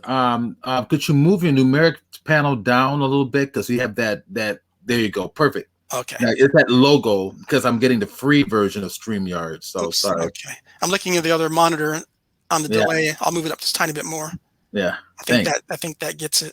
I'm about there. We go. Okay. So now I've got my patch, and let's compare it to the network patch. So again, look at the network patch where we had, perfect NURB surface, but we're not hitting those curves 100%. We're pretty close. We're here. Oops, sorry about that, folks. I just shrunk my screen. Now we're hitting those. We're hitting that those curves 100%. But here's a problem. If I use the right bracket, these aren't connected. These are actually still 4. These are all individual patches. So if I go in to do a freeze on these, is there a shortcut? Yeah, I don't have it set for my hotkeys. I'm using the default stuff just for the sake of the demonstration. Okay. Now look what happens now when I go ahead and freeze. Well, the problem is I can't use this because I have 6 separate individual patches. And actually, there's holes here if I can zoom in close enough. So if you're doing network patching, and this is I'm saying this is what's coming down the pipe. Now, what's interesting is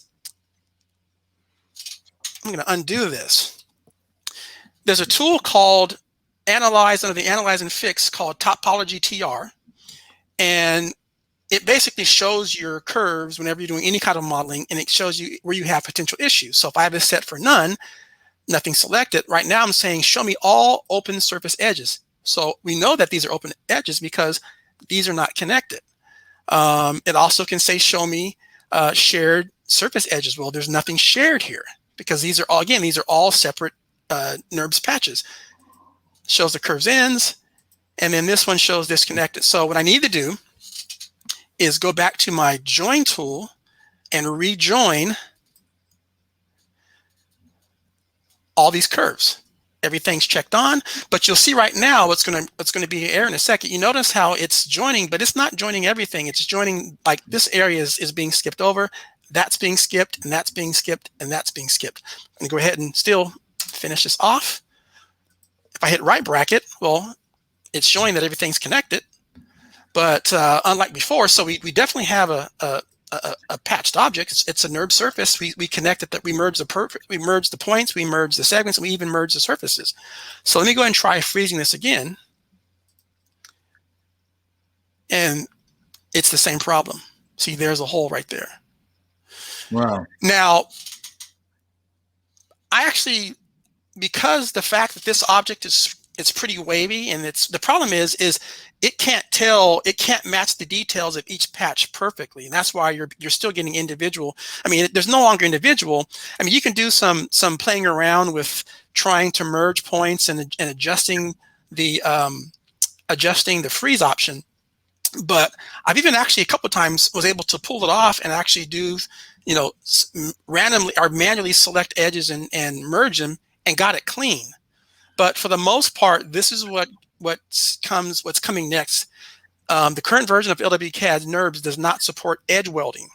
Matter of fact, I want to show you. I'm going to just give me a second. I'm going to pull up a screen to show you what's coming next. So it's going to take a quick second. I need to go. My other screen. I'm actually in the LightWave CAD manual, and I want to go to that section and pull it up so you guys can see this really quick here. I think I can fast forward to that screen really quick here.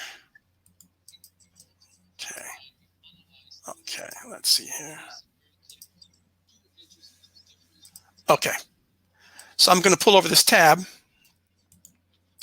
So this is what's coming in the next version of LWCAD. Reduced tools for doing linear NURBS, subdividing for curve edge surface, and right there in the middle, welding, edge to edge welding. That's the key ingredient here. Also, curved surfaces. There's new gutter tools, edge to walls, and more. But I want you guys to see this, because right now, if you're looking at this to do any kind of network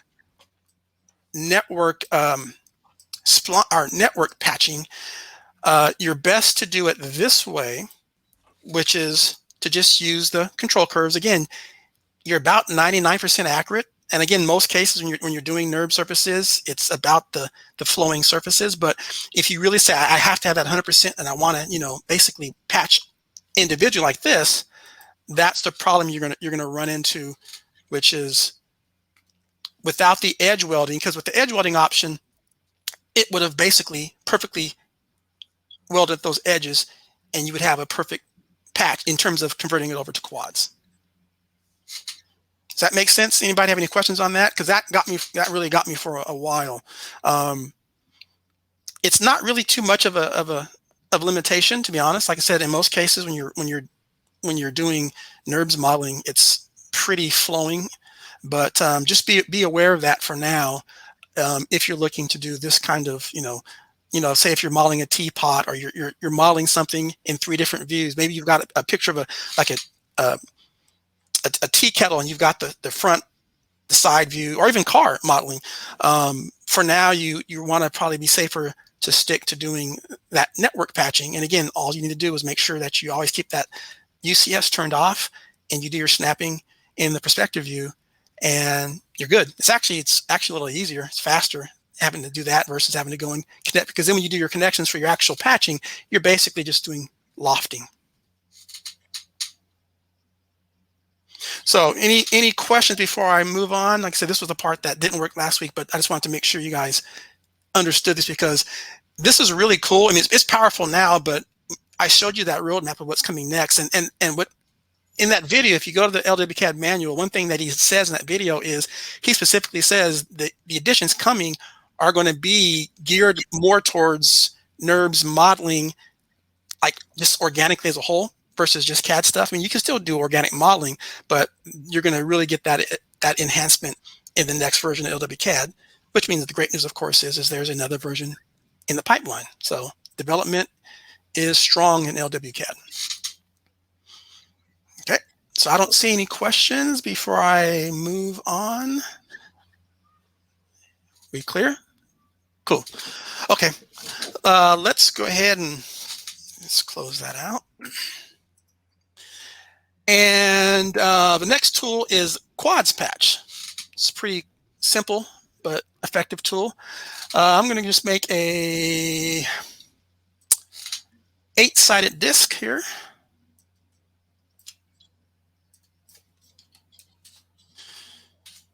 Center that. Go to our front view, and we'll just do our quick and dirty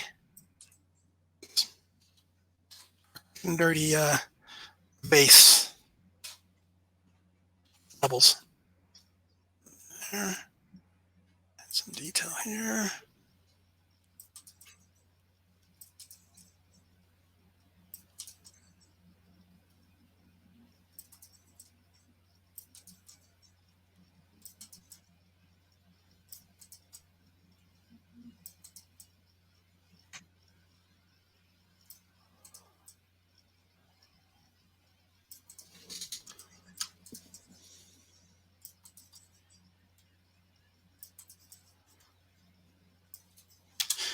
Here we go, folks. The world's most advanced vase ever modeled in 20 seconds.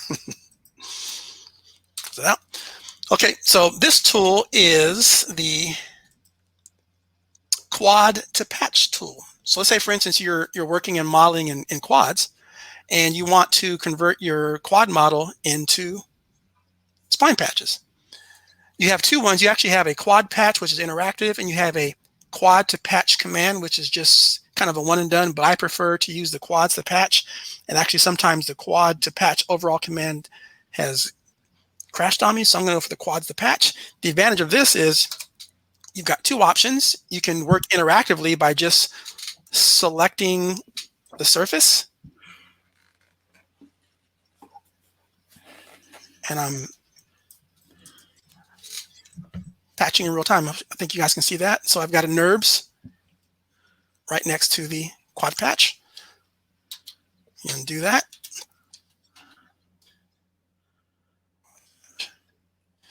You also have the ability, if you want, you can just hit the control mouse button, left click, select all, and just convert it all on the fly.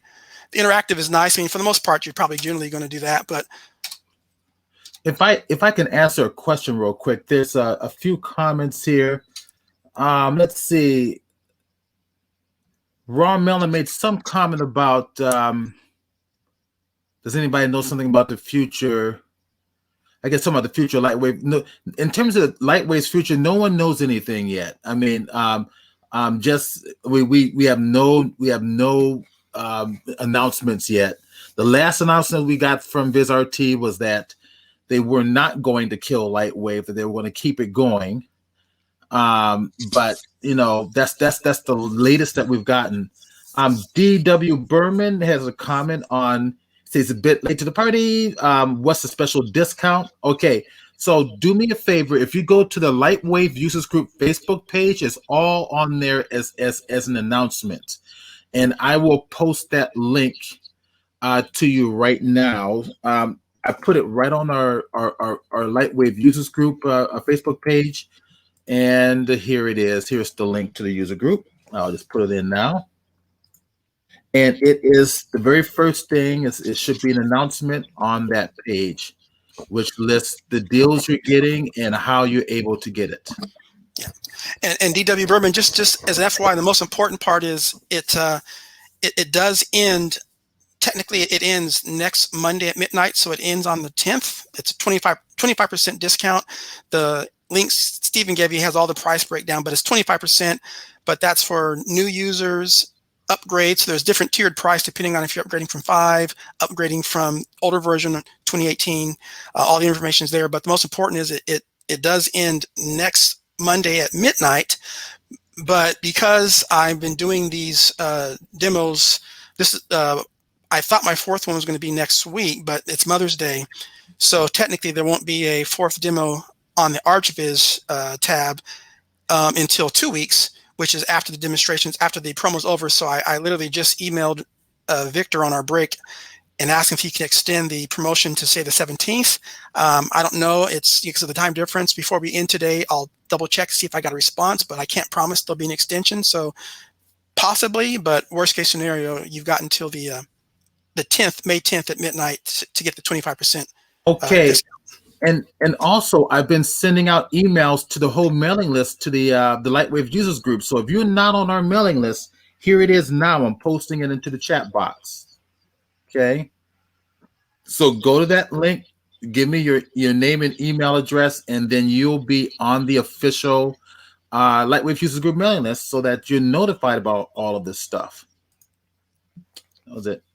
Cool. Okay. So guys, that was the patch to quads to patch tool. Again, instead of interactively selecting, I did the select all or control left mouse button.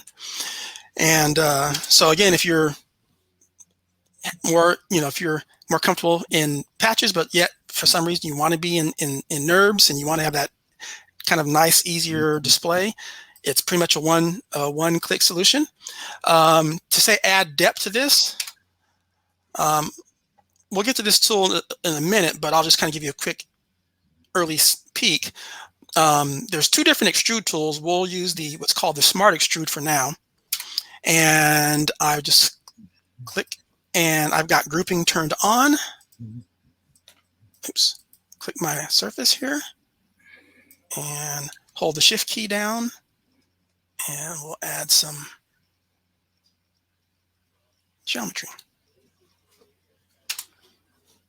So now we've got our little Okay, so the Smart Extrude thickened it? Yes. Very nice.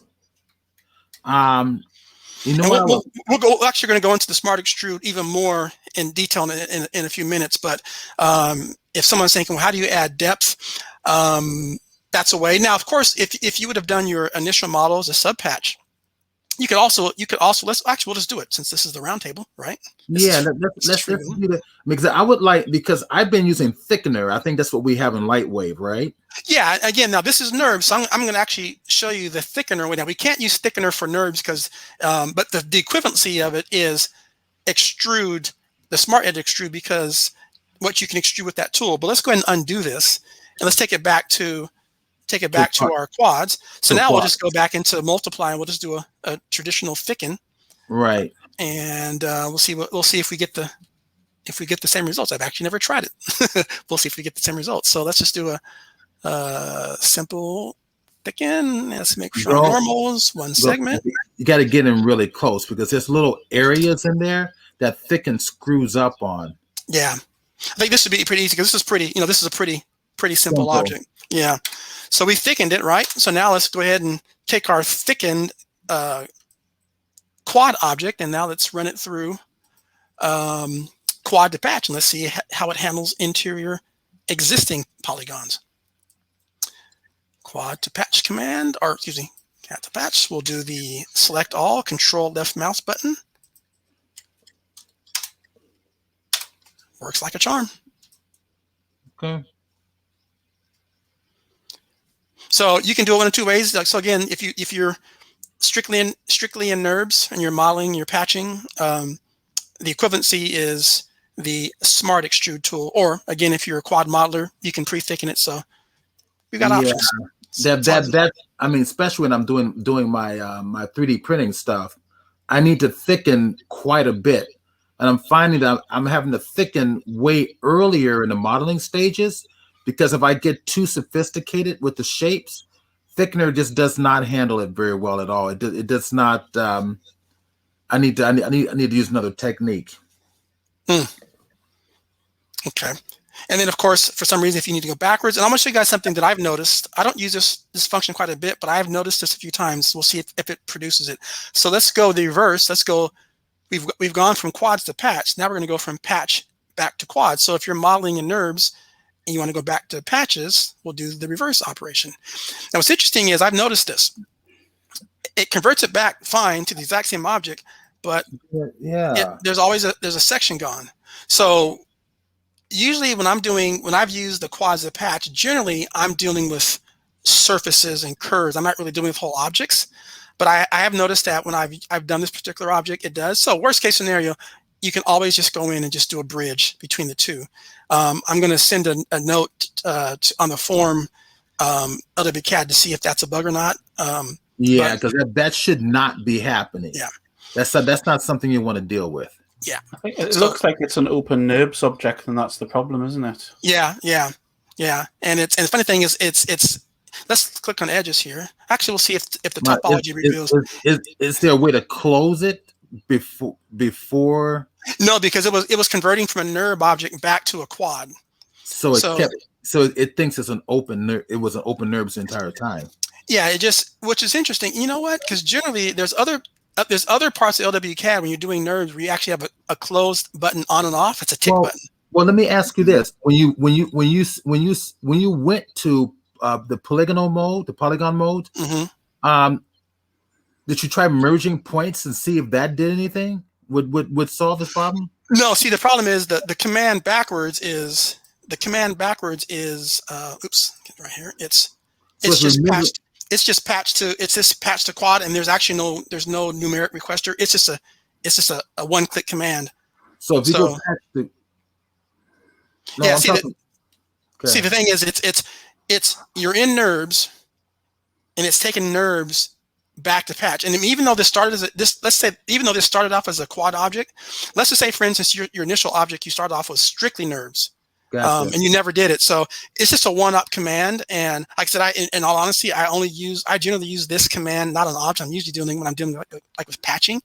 But it appears that there might be a bug where, but let's say, for instance, if you were working NURBS, you need to patch. The solution around this would just be, you could just make a polygon on those edges, on the open edges, whatever, and then just do a bridge. I mean, it's a step. If you hit undo, you just do it with edges. Actually, you can just do it with edges. To be honest. Yeah. Just select your edges and bridge. So just be aware of that. If you guys see it, I'll put a post in the LWCAT forum to see if that's a bug or not. I'm curious about something. Could you undo it and go back to the solid polygon mode? Right there. Okay, now hit M key. The merge. I'm curious to see if this is actually going to see any points. How many points did it delete? 8. There we go. Okay, now try it and see what happens. Let's see here.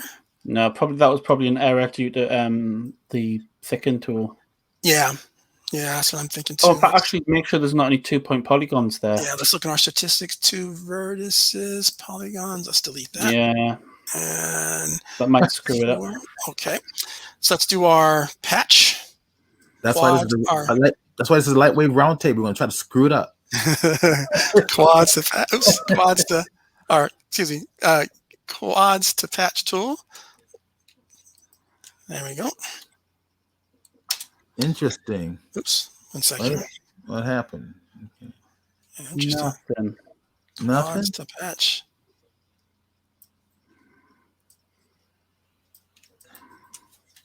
There we go. It worked. Now, but now we got to go backwards. Now go backwards. Go backwards. Let's see what happens. If we go backwards and do this,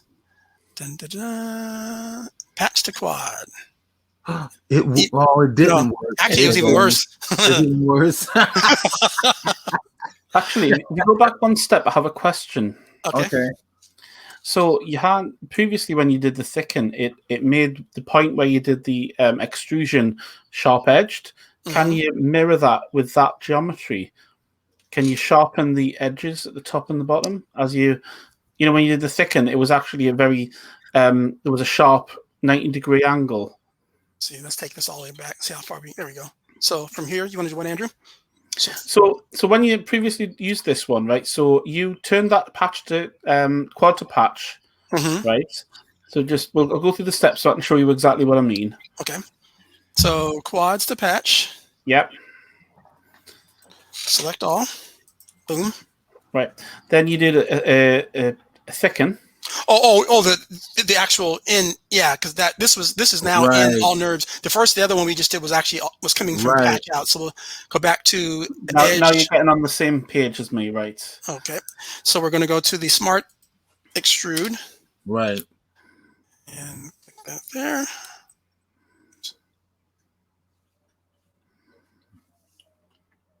So now you've got nice sharp edges where you could put a fillet on them with the rounder tool, but currently they're a sharp edge. Whereas when you did the thicken using the thicken tool, and it just basically blended them all together like it was like a subdivision surface. Yeah. Because and I think I had it set for normals versus contour. Versus this is actually just an extrude. This is this particular set of instructions was 100% LWCAD, where before we were bouncing between modeler / LWCAD tools working together, but this was all NURBS. But what I'm asking is, if you were to use the other method, could you sharpen the edges with the thicken tool? Yeah. So if you do, if you go back again, okay, just for the purposes of the demo. Okay. So now you do thicken. thicken. The regular old LightWave thickener, Okay. Right. Okay. which is not always ideal. Actually, I've got a different workflow, but I want to know your workflow, Andrew. But I'm just going to talk through this. So you then Okay. hit patched NURBS, whatever it was called. Okay. I should know, but I haven't used it. Patch the NURB. Oh, ArchViz tab. Or quad to patch, sorry. This one. Yeah. Select That all. one. Select all. Okay. And that should be now. Yeah. Now, can you take that ring and sharpen the edges? Or is that not possible? Oh, on this particular edge. Yeah. Let's see. Let's see if the refine. And David Glenn had a quick question too. If he purchases a license for LightWave CAD, could he get a previous version of LightWave CAD instead of LightWave 2020? He's using LightWave 2019, I believe. Let's see. So if you can get a LightWave CAD license, can I get older versions other than 2020? Not sure. That you'd have to, as you're ordering, you'd probably have to ask Victor. I mean, I think, like there's old versions. It's compatible. I think LightWave CAD itself is compatible with older versions of LightWave. Yeah. I mean, you can use LightWave CAD 2020 with LightWave 9.6. It works fine. Right. Yeah. So I have an old machine that actually had it on it. Where 9.6. Actually, I have a 9.6 machine, and it all works fine with 9.6. Yeah, you don't get a lot of the real time. You're probably better off with the newest stuff. Yeah. Yeah. You're probably better off with the newer one. Okay, Andrew, I've got. I'm gonna see if I'm gonna try Refine Edge tool. So right now we're gonna select an edge.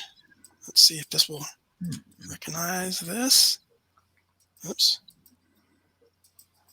Refine. No, that's not taking it. We want Refine Edge. That's interesting. Doesn't seem to want to find it, does it?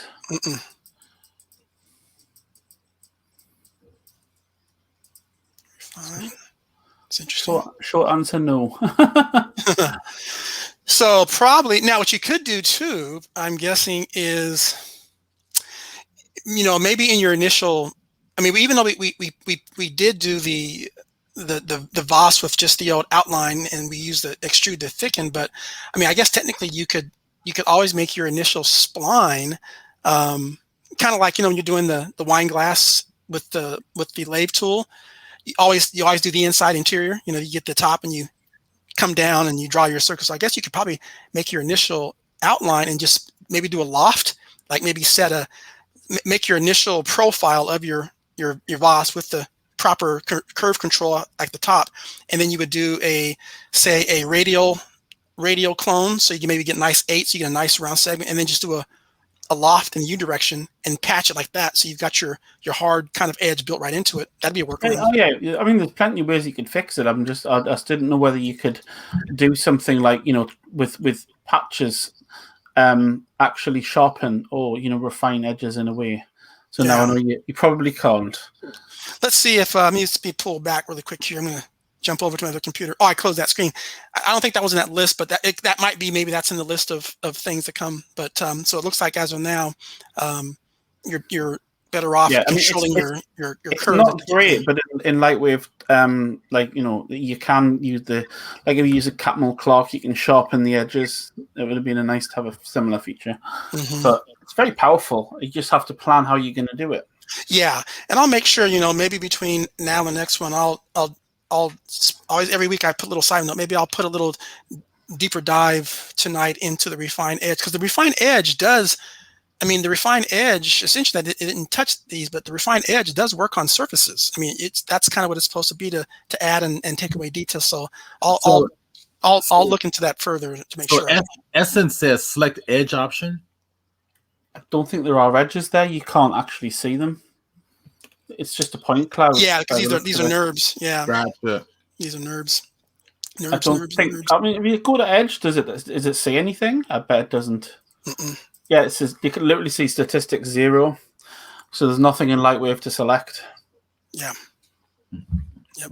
Until you patch it. So okay. So any questions on the patch to NURBS and NURBS to patch.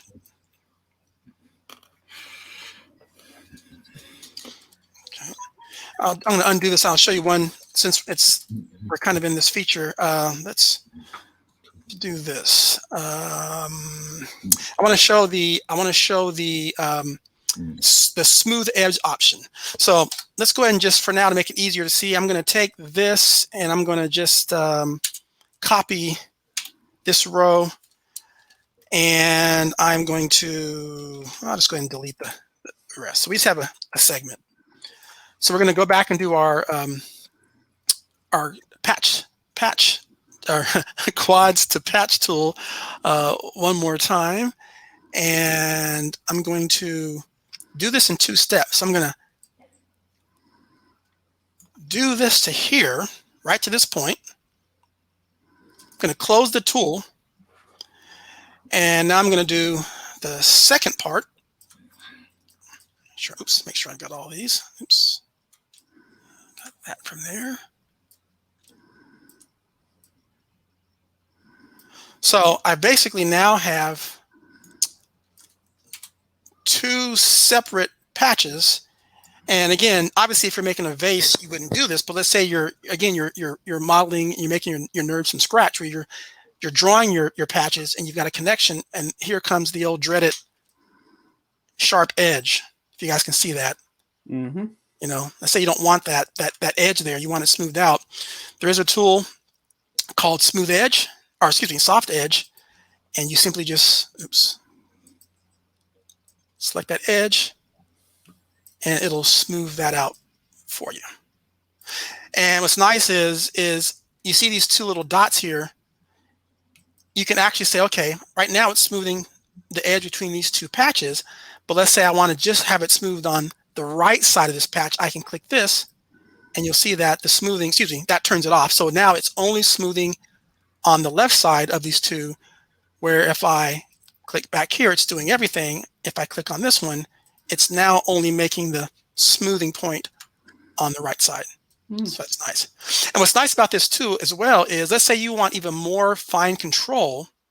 What you could do is you could go into the refine tool and add knots like here and here, and then that's going to give it even more control. It's almost like putting in quad, you know, when you're sub patching, you use a knife tool. So you can have it, you know, smooth it on its own, but if you want more control, you simply go into the refine tool and you would select an edge and you would just add knots, and you'll be able to get that smoothing will become tighter. Does that make sense? Yep. Cool. Okay. So that is all the patching. There is a tool, to be honest, I've never used it. It's the terrain patch for doing terrains, basically. I've actually never used it. I generally just use native modeling tools. I mean, it's in there, and I think it's kind of a more to come, but on the LightWave CAD manual, there's a video. He goes over it in detail. So if you want to do terrains, you can actually, there's a function where you can basically do terrain patches right within, crash. Oh. We'll get back up here. It was going to happen eventually. Yeah. That's why I don't use that. No, that usually works fine. So anyway, you do have a oh, now I've got to readjust my config file. Dave 3D is asking, can you do booleans in NURBS mode? No booleans. That is also in the next incarnations of the next upgrade of LWCAD. The booleans will be supported. I was going to say, what? No booleans? Yeah, that's pretty. He's actually been talking about it for a while, but in the video he says, you know, that's the next feature is. You can do boolean-like things, just not actual booleans. Yeah. So you can you could draw a shape on a surface and then extrude it through. There you go. I was gonna say that's the key. Is right for now you just need to pre-plan, just like you said, draw your shape, or do all your NURBS on curves and your primitives. So do all your booleans on your flat curves, but then like Randy said, pre-draw your holes before you start patching. But in terms of an actual just flat existing NURBS object, no booleans. But you can do booleans on polygons just fine in real time. But not within NURBS. Okay, so let's go down to the offset tools. These are pretty straightforward. Let's just draw our little curve here. Close it out.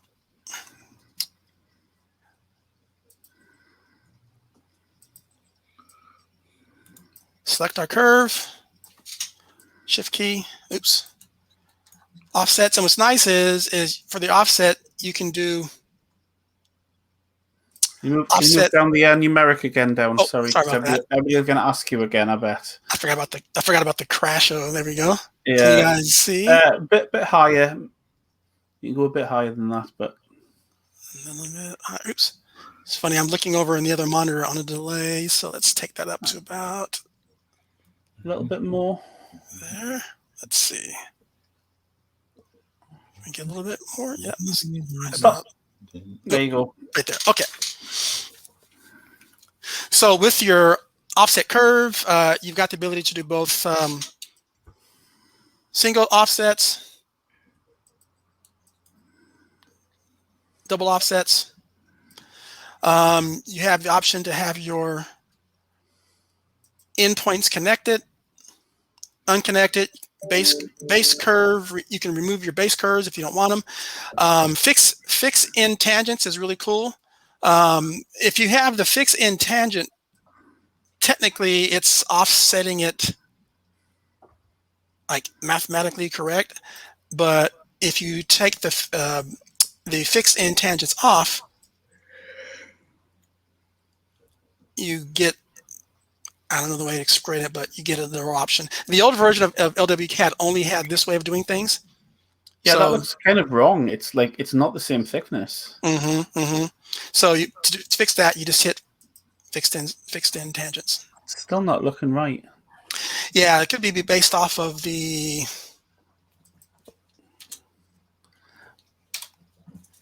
It looks similar to what happens when you do a thickener, to be honest. Yeah. Where it's the interpolation between the different polynomials. And this is where also too, for instance, in that situation, you would go in on your initial curve and you'd go into your refine tool and you can say, for instance, well, let's do it here. Let's go to our refine tool. Let's do the refine edge, select our edge. Let's see if we can add some data.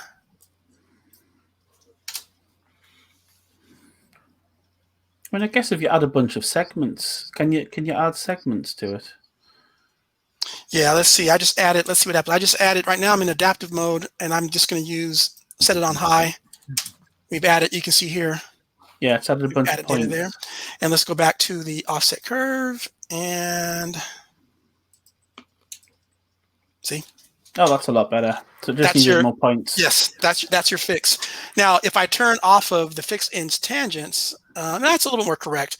But that's the one thing in the video explains. It says, you know, obviously you may want to have as little points as possible. But if you get that problem, the solution is just going to the refine tool, because again, the refine tool will add points. The nice thing is the refine tool though will not destroy your curve. Your curve will keep 100% of its integrity, shape, but you can add points. So that's your solution. Is you use the refine tool. How tool. does it handle that like pinch point when you expand it? Let's see. Oh, that looks quite clean. Oh, doesn't. Oh dear. It's pinching. That's about the limit. Yeah. Let's take. And that's what the thickener does in LightWave. And that's same issue as thickener. Yeah. Yeah, it's hit its threshold right about there. Oh, that's a shame. All you can do is just select that one set of points and just resize it, and that might work out. But okay, now the offset works for the offset curve works for doing your curves, but you also have the excuse me. Essence has a question. Okay. Essence has asked. Let me get to it. Put his little question up here. Will the refine tool add points equidistant?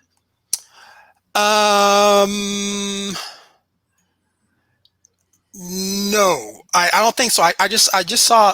I was looking in the post in the LightWave CAD forum, and someone had asked that question. And there's an answer in the LightWave CAD forum because someone asked that same question. I believe that is something that's either coming or Victor addresses it in terms of he answers that question. But there's an old trick in native LightWave, and in fact, it's been so long since I've done it, and I use it's one of the Pictrix tools. And you basically, it's like you get an even spread, and like, it's so funny. It's one of those trips where I use it so sparingly, but I've got it somewhere written down where you follow steps. But there are ways to do that in native modeler.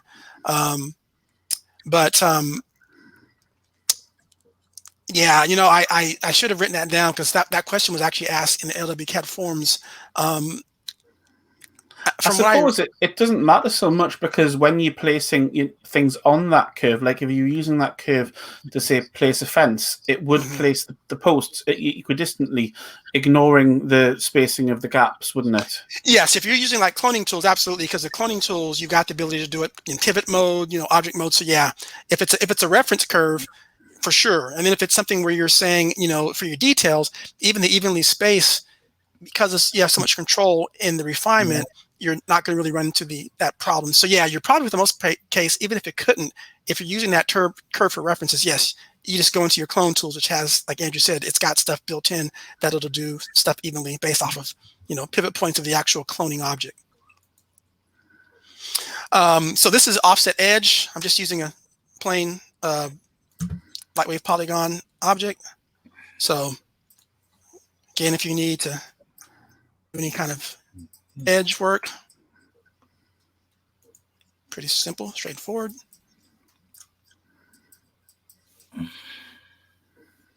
Oh, that's handy for doing like plans, isn't it? Very, very. Yeah, I mean, there's times you might real-time buildings, but yeah, this kind of stuff, it's absolutely perfect for stuff like that. Okay, any questions on that? It's pretty straightforward, pretty easy.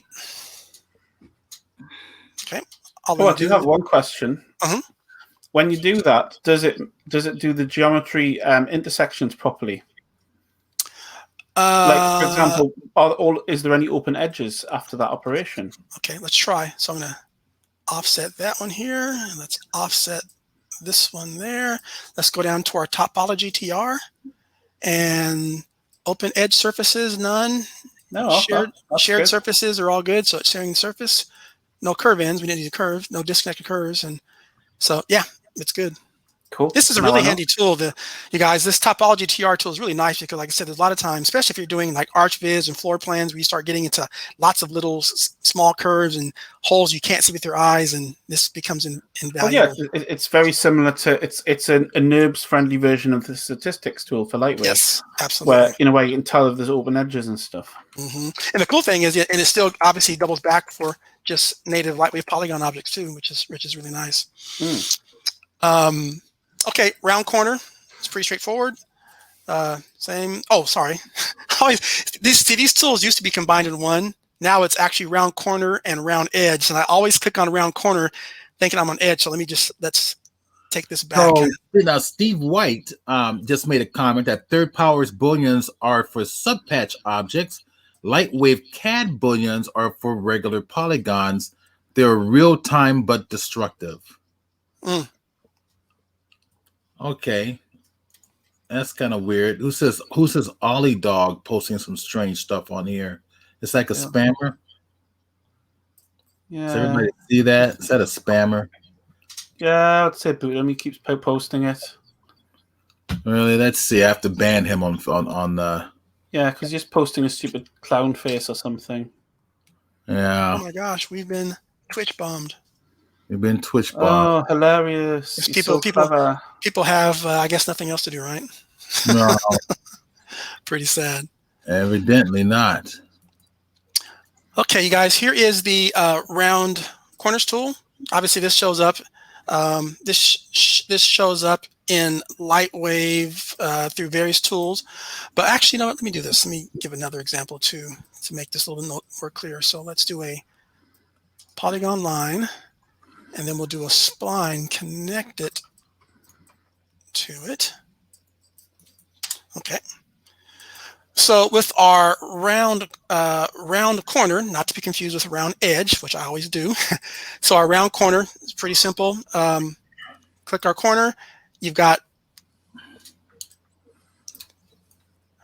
chamfer, blend, fillet. So like I said, there's plenty of tools out there that do this. But you notice how I took a standard polygon, and when I use the round tool, it actually now has converted this into a NURBS curve.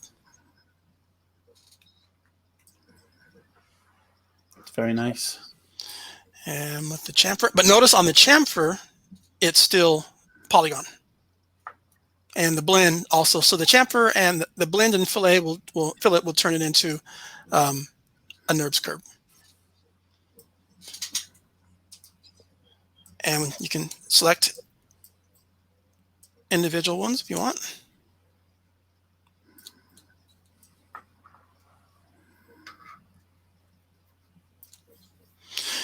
You can use it on multi-segments. So here we have a NURBS curve connected to another NURBS curve, but one is a straight line NURBS curve. The other NURBS curve is a NURBS curve spline, so works just fine with those connections. Let's go to our round corner.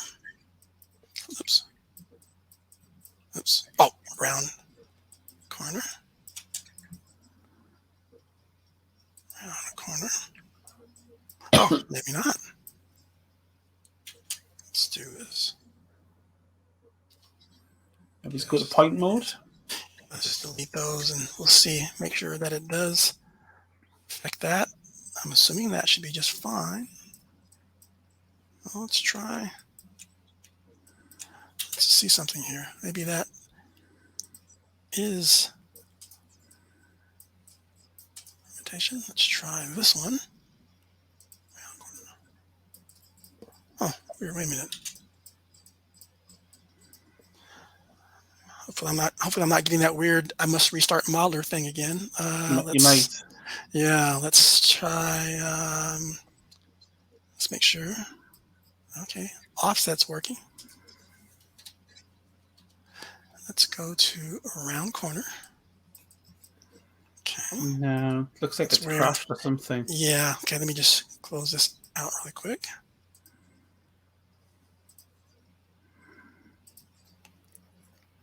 When in doubt, close it out, right?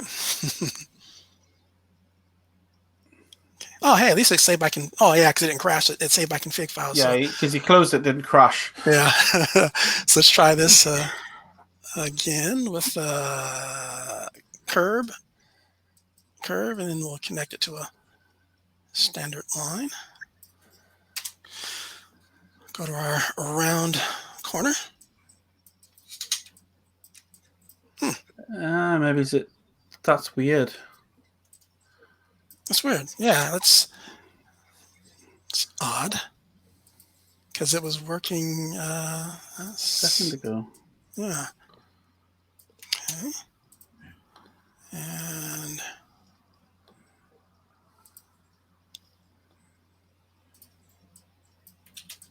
Is snapping not working or something? Maybe you need to have. oh, you know what? My snapping's turned off because I turned it off for that other thing. Let's make sure snapping's turned back on. Snap panel and auto near endpoint. Let's go back to here. Let's do a line. There.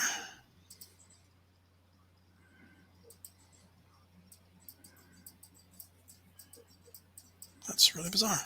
What is going on? Weird. Yeah. You'll find out next week, everybody. Yeah, I mean, it does work, but I'm thinking maybe the actual LW CAD config file got corrupted somehow. But it does work generally. It's just you can basically round any corner. Let's just try it with an actual LightWave. Let's just go back and confirm that a polygon. Okay, the polygon's working. Yeah, it's just collecting. Yeah, so it should work, you guys. With the LightWave curves, you can connect, straight curve segments to curve serve segment, and it'll work fine. So I think it's just probably on on this end something went wrong, like in the config file. Okay, so that's around corner. Of course, we have all useful, all powerful round edge.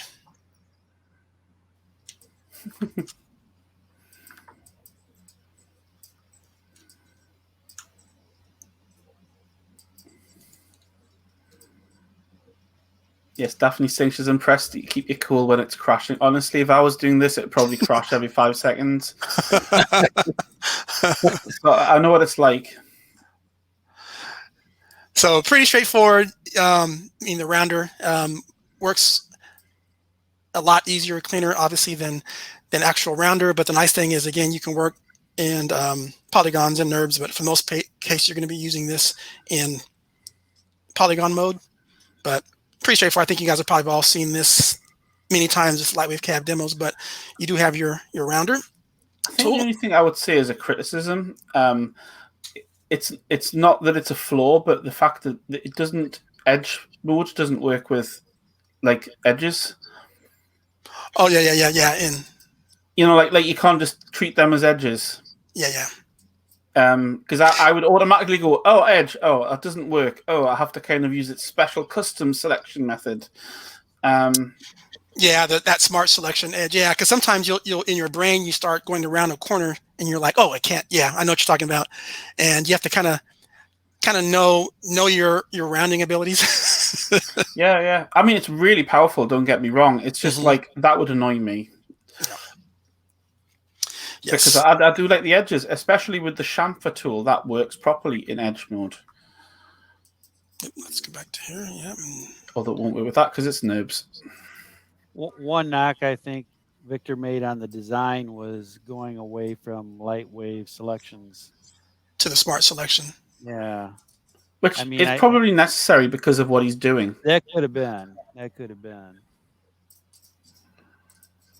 Maybe he still can in the future. Oh, I see an error. Yeah. Uh-oh. But I'm rounding.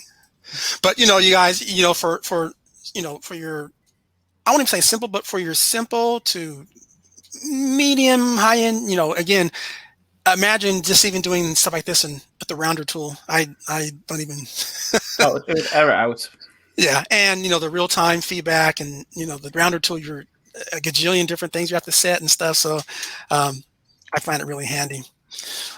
Okay, so I showed you guys I do have a good question. Okay, go ahead. Does the rounder tool for LightWave CAD have the equivalent of an OpenGL polygon boundary? OpenGL polygon boundary. So what you would normally have if you've got like a very flat plane meeting a very flat plane, right? And you do a rounder, and you put like n segments on. You maybe put 12 segments, say. But the problem is that when you've got a large flat plane next to a very thin but slightly angled plane, you get a smoothing error on the flat plane. So you add an extra row to the segments to get over the. Now, obviously, technically, this is using NURBS, but those flat areas are just polygons. Okay, let's see. Do you know what I'm talking about? I think so. Let's do this. I mean, you can probably add one because it's got an offset tool, but it's just the sort of the. I think. Let's see. So you're wanting. Oh, wait a minute. So, I know it. Okay. So if we connect these two. Oops. Wrong menu. All right. We'll join these two together. There's our join.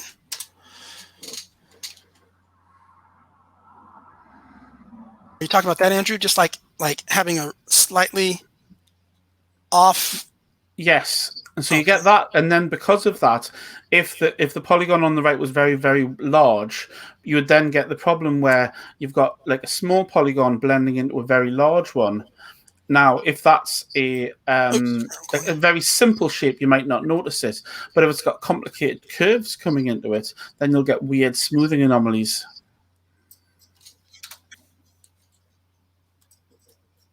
So does it have an offset? Basically, you add an offset to the curve. I don't think it does by the look of it. Oops, blend, offset, fillet, blend. Let's... Because technically you'd still need it because you're going to eventually convert it into polygons unless you're rendering as NURBS. Okay, let's see. The blend scale is at 70%. That's not adjusting. So let's do this and let's just freeze it and see what happens. I'm not sure you'll see it on that one, but there's lots of examples where you can totally tell what it's doing. No, it's not. It's not.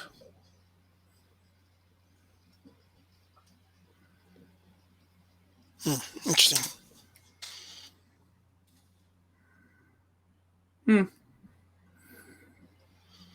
Put that one in the feature request list. Yeah. Add an offset to the rounding, so that you basically don't have to do an offset as well. Because obviously one of the benefits of using NURBS is that you shouldn't really need to do this, but in reality, everybody who's going to be using LightWave CAD is probably going to eventually convert it into polygons, and then you would get those smoothing anomalies. That's actually, that'd be probably a good. I mean, and plus it would also be a really good feature as well. Yeah, actually. you'd be good. You should send that request. You'd be good to really break it down. See if he could pull that off, and I'd send him a feature request and see if he can address that. Yeah, sure. I will do if I get a chance. It's quite complicated to explain. Until you've had it when you've got an awful bit of geometry, which you're like, oh, how am I going to solve this? Now, the simple answer is just to inset it. Yeah. Let's see. There's two extrudes.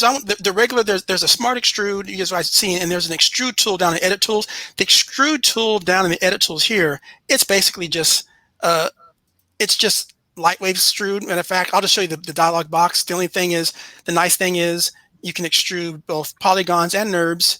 It's got an extend mode built in, so it's basically just it's like taking LightWave's native extrude and extrude plus and putting it in one dialog box, but that's pretty much what it is. It's just a straightforward extruder. But there's two extrudes. I'll show you the other extrude, which is the smart edit extrude, because what the smart edit extrude is for, as you already saw a earlier glimpse, is when I extruded the vase, this actually lets you extrude surfaces as well as NURBS. So I'll take my round tool, our round edge on our polygon here. Let's do that. And let's offset this edge here.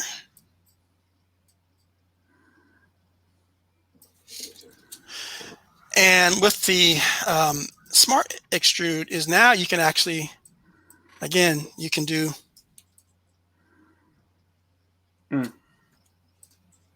stuff like that. It's almost like a combination of bevel and smooth shift and what's all the other ones in LightWave, kind of all built into one. Yeah, multi-shift. Yeah. Thickness is turned on or off, but it's really handy because you can just click away. Oops, just clicking and go. Oops, click and go and clicking and go and add a little round. Can you do an inset like a bevel? An inset. Oh, you mean a negative extrude? Yeah, no, like on that face, like do a like you would, how you do a standard bevel in LightWave, because obviously you can't use bevel on it because it's a NURB.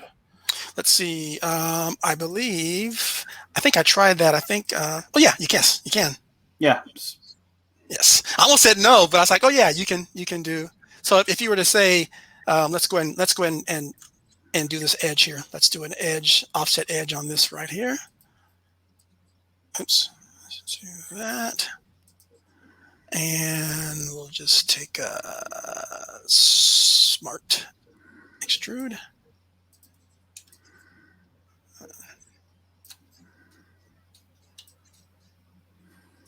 That's going to intersect. Can you do like an inset and then extrude negatively? Let's see. I would need to do for the inset. I'm trying to think of the way of getting a proper inset, because you'd have to have basically I need to define my zone. Trying to think, is there a tool that lets you do that natively?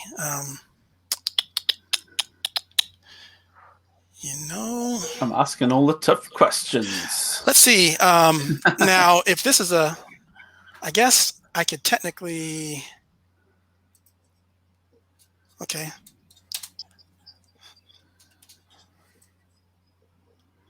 What I did is I just turned it into polygons. Yeah, but can you not do that with like that exact operation in LightWave card?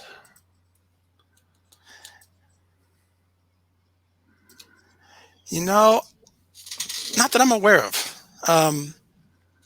Could you do a group offset, maybe? Oops, let's try this. Yeah, let's do a smart selection. So we got our extrude on and click, click, click. And we'll do that one again. No, I meant. Can you know how you can do? You've just done the thing where you did the offset line where you drag the line away from the edge. But if you selected all of the edges simultaneously, would that not inset it? Oh, on a face. On the edge. So let's do a control. I'm not totally sure that's controls. Oh, is it not? Is it not group them? Oh, is there a merge thing or a?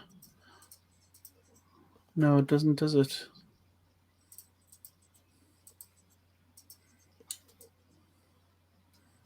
I mean, it's sort of working, isn't it? Mm-hmm. Oops. What happens if you do that on like a round fit where it's got a round corner? Like, oh, let's round a corner off. Let's do this real quick here. A round edge. Like that one on the side where it's got like part straight lines and part curves. This one here. No, like the side of any of those curved bits. Okay, so here you want to do a. No, like you know how you did that? Just did that on a rounded face, but like on to do an off. Oh, I can't explain. I want to grab it and just drag it, but I can't. So like for instance, on this here, which area? No, on the side. On the side, okay. So here. But not that one because that one's polygons. Okay. Oops. Let's. I'll just make another round. I'll just make a new round corner. Let's just round this one off here. Oops. See, I keep wanting to use a round edge. So let's do this. There you go. So you're talking about doing? No, I meant on the side, like to do a group offset together to inset bevel on one of the rounded ones. Oh, like here, right? Yes. Okay. And okay. So group offset. Gotcha. Because it worked kind of. It made like a cross pattern, but it sort of worked. You know what? Let me just do make this easier to see.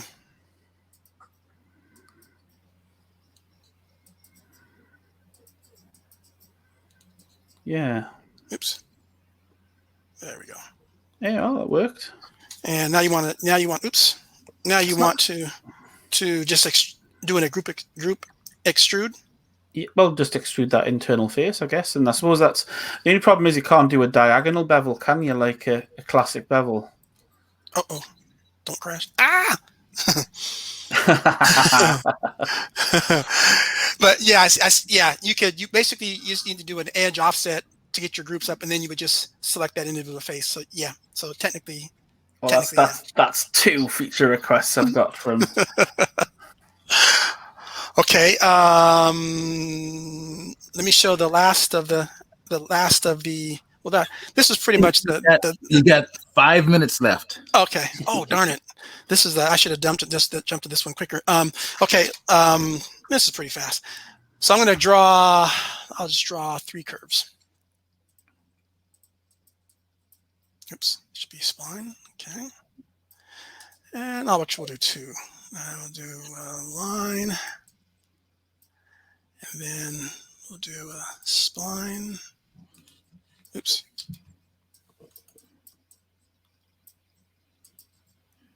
Okay. So another really handy tool is the profiler. And the profiler, again, it uses the shape library, so you can make your own shape. It comes with quite a few shape libraries. You can make your own shape library. Well, we didn't even cover that. We'll cover that on the final one when we start talking ArchViz stuff. But anyway, here's some of the preloaded shape files. I'll take this one here, and basically it just lets you you can draw your existing rail curves, or you can use it. You can draw a rail curve in real time, or you can actually use something you've already drawn in the background. So I'll just take this shape here and select that line. Let's get ourselves. Actually, let's go into this view, and I'll start off with.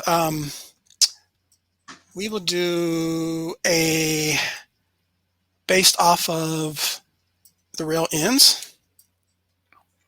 So extrude that shape. So there's our shape. You can represent it as polygons or NURBS. You have the option of, I'll go back to polygons. You can adjust your rail division, so you can add more detail, less detail, make this something workable. About 10. You can, if you're dealing with the shape, you can flip the shape. Oops. Actually, that's not going to show on this one. Right now, it's set for the handle modes, which are your 2 end handles. Right now, it's set for diameter.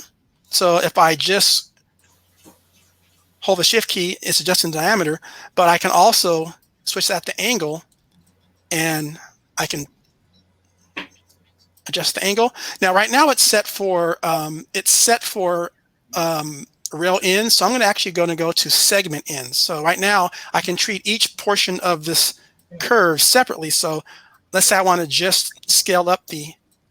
Oops, I don't want to scale. I want to do diameter. If I just want to say scale up the end diameter, I can do that.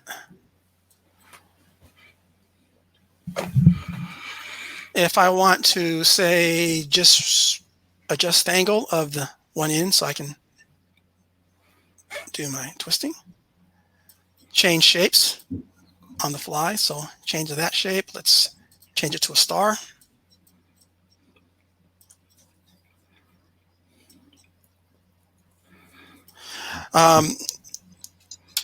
You can wrap around corners. So let's say, for instance, I'll just undo that. Let's say you have a curve like this where you've got a sharp corner. I will do the same thing. And you notice how it's got 2 separate segments. So let's pull out our shape. So I can adjust it from the ends. I can also adjust it from the corner ends. So for instance, if I just want to adjust it in that corner, obviously this is considered a corner as well. So if you're doing stuff like moldings and you say, okay, I just want to, scale specifically in the corner, you've got that option. Let's see, I'm going through this the fast way. Fully supports UVs. The key of this particular tool, though, is you have to use a shape library. Like I said, tons of shapes come with it, but when you start making your own shapes, and where this really kind of comes in handy is not just for curves, but this will actually also work on both polygons and NURB surfaces. So let's say, for instance, I will select just that edge. Oops, excuse me. Profile tool. Select that edge.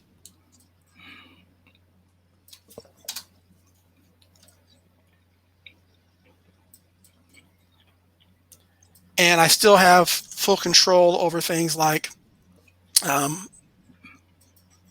edge diameter, you know,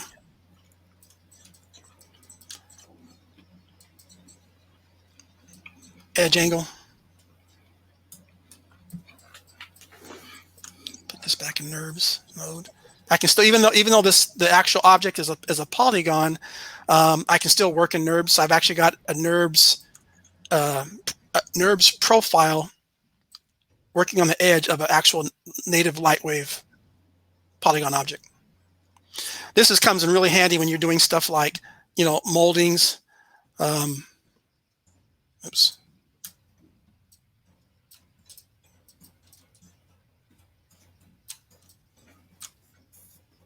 Can rotate. So again, curves, NURBS surfaces. The key, of course, is when you start making your own shapes and libraries. But again, this is great for adding moldings, adding details. I mean, it's pretty limited, but what's nice is it's fast, it's real time. I actually meant to spend a little more time on this one, so lack of time. If you're doing stuff like, say, rails and guards, again, you can align your initial curve to the rail. You can align it to the ground. So if you're doing something like where you're maybe making a fancy banister and you want the profile to sit on top, you've got both aligned to the actual rail itself, or you can offset it by having it aligned to the ground. That's actually was a feature that was added just recently. So any questions on that? That was kind of the quick and easy version of that, but it's actually one of my favorite tools in all of LightWave CAD is the profile tool. I see that's hugely useful. Yeah, I mean, imagine trying to, you know, model. You can get some pretty funky ideas if you just kind of allow yourself to play, you know.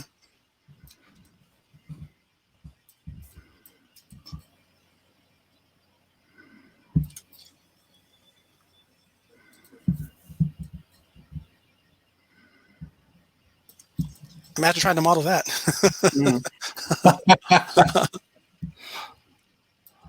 So, anyway, to that. If you can't model that, you suck. Yeah, that'd be some serious subpatching. Any questions? Because, like I said, this was the last of 3. There's a couple of stuff we didn't go through, but I think you've seen most of the stuff. I didn't show the knife tool. The knife tool is like LightWave's knife tool, but you can actually do multi-cuts. It's pretty self-explanatory. I think I showed you guys a trim tool back in week 1, which when you're drawing your actual curves and you want to, you know, trim off extra detail. I mean, that's kind of like what I call the what's the program? The Adobe program, Illustrator. It's kind of like the Illustrator drawing side of LWCAD. I mean, you can get some pretty, you know, between the trim tool, the extend tool, the natural built-in booleans, you can draw for your initial flat curves pretty much almost everything. I mean, obviously it's not Illustrator, but you couldn't do it in native LightWave. You could, but I wouldn't even want to try. So there's just a lot of little built-in tools for cleaning up, and when you look at that in conjunction with the topology TR tool to make sure that, you know, when you start getting into a lot of the booleans for your curves and trimming and stuff like that, to always go back and make sure that everything is technically correct with the topology TR tool.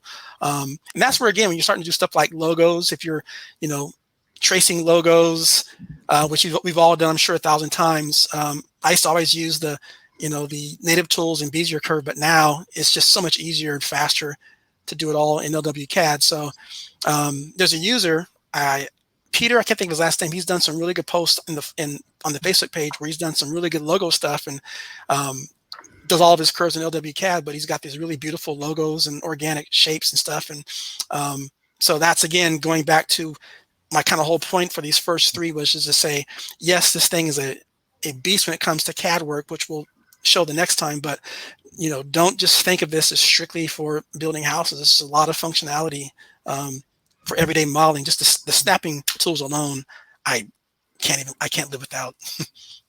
So any questions on that? Any questions on the promo? Any questions on anything else in general before this wraps up? Yep, we were wrapping up, guys. Let me check my email really quick to see if Victor, by chance, maybe responded. Yeah, we'd love to see that. Let's see. Let's see if there is a response. Let's see. Yeah, it might just be too late there. He says, oops, let's turn this down. Yes, it's funny. He says, okay, but I'm not sure. I'll have to reconfirm. I think he just said yes. Okay. But All right. the way it's answered, I'll just reconfirm. But so you've got until the 10th. I'll confirm in the next if he's still awake. I mean, I think it's getting pretty late in his time right now, but I'll see if he can go another week, and then Stephen, if he does, maybe you can blast that out today. Absolutely. So we know ahead of time. I'll wait to hear from you, and I'll blast that on out as soon as I get it. Okay. Let's see. There was a question. Oh, wave frequency molding around a 90 degrees. Yes, you can do that. That's what you would use by just drawing basically either connected curves at 90 degrees, or if you want to go from curve to, like I had that one curve drawn. And so yes, you can do the profile around 90 degrees, and you actually have the ability to even scale in those corners. That's what that option where it says scale by corners. You can scale by segment. So let's say you had a curve that was also segmented. You can actually go in and say, I want to scale each portion of the curve individually as segments. You would just need to make sure that your initial curve was drawn as a segment. So you can get some pretty fine control with that tool. Like I said, I had to do the quick version of this, but yes, you can do that. Okay. Resculer had a question. Can you change the shape of one end over the other if you have the same number of points? I don't think so. I think what he's asking is, imagine if you had a profile and you want to go from a square to a circle to a triangle to a star, as long as each had it. But I don't think you can do that between. No, I think the only option for that, we'd have to probably go back to lofting. Yeah. Just actual patching. Yeah, just loft one shape to the next. Yep. Fabulous. This is great stuff, Kevin. So, okay, guys, no meeting next week. It's Mother's Day weekend. So we will plan to meet the weekend after. How does that sound? Okay. So 2 weeks, then we'll do a little ArchViz stuff. Sounds good. And I'll try to confirm to see if this promo is extended. So be on the lookout. I'll update the flyer, the flyer that I put if it does. And if not, then worst case scenario, you still have until the 10th, next Monday at midnight for your upgrade. Okay. All right, everybody. Andrew, thank you. Welcome. Tim, thank you. Kevin, you're wonderful. And thank you, everybody, for your support. This is great. Thank you very much. Okay, so 2 weeks then, Mother's Day. Happy Mother's Day, everybody. Daphne says happy Mother's Day. And later, see you guys soon.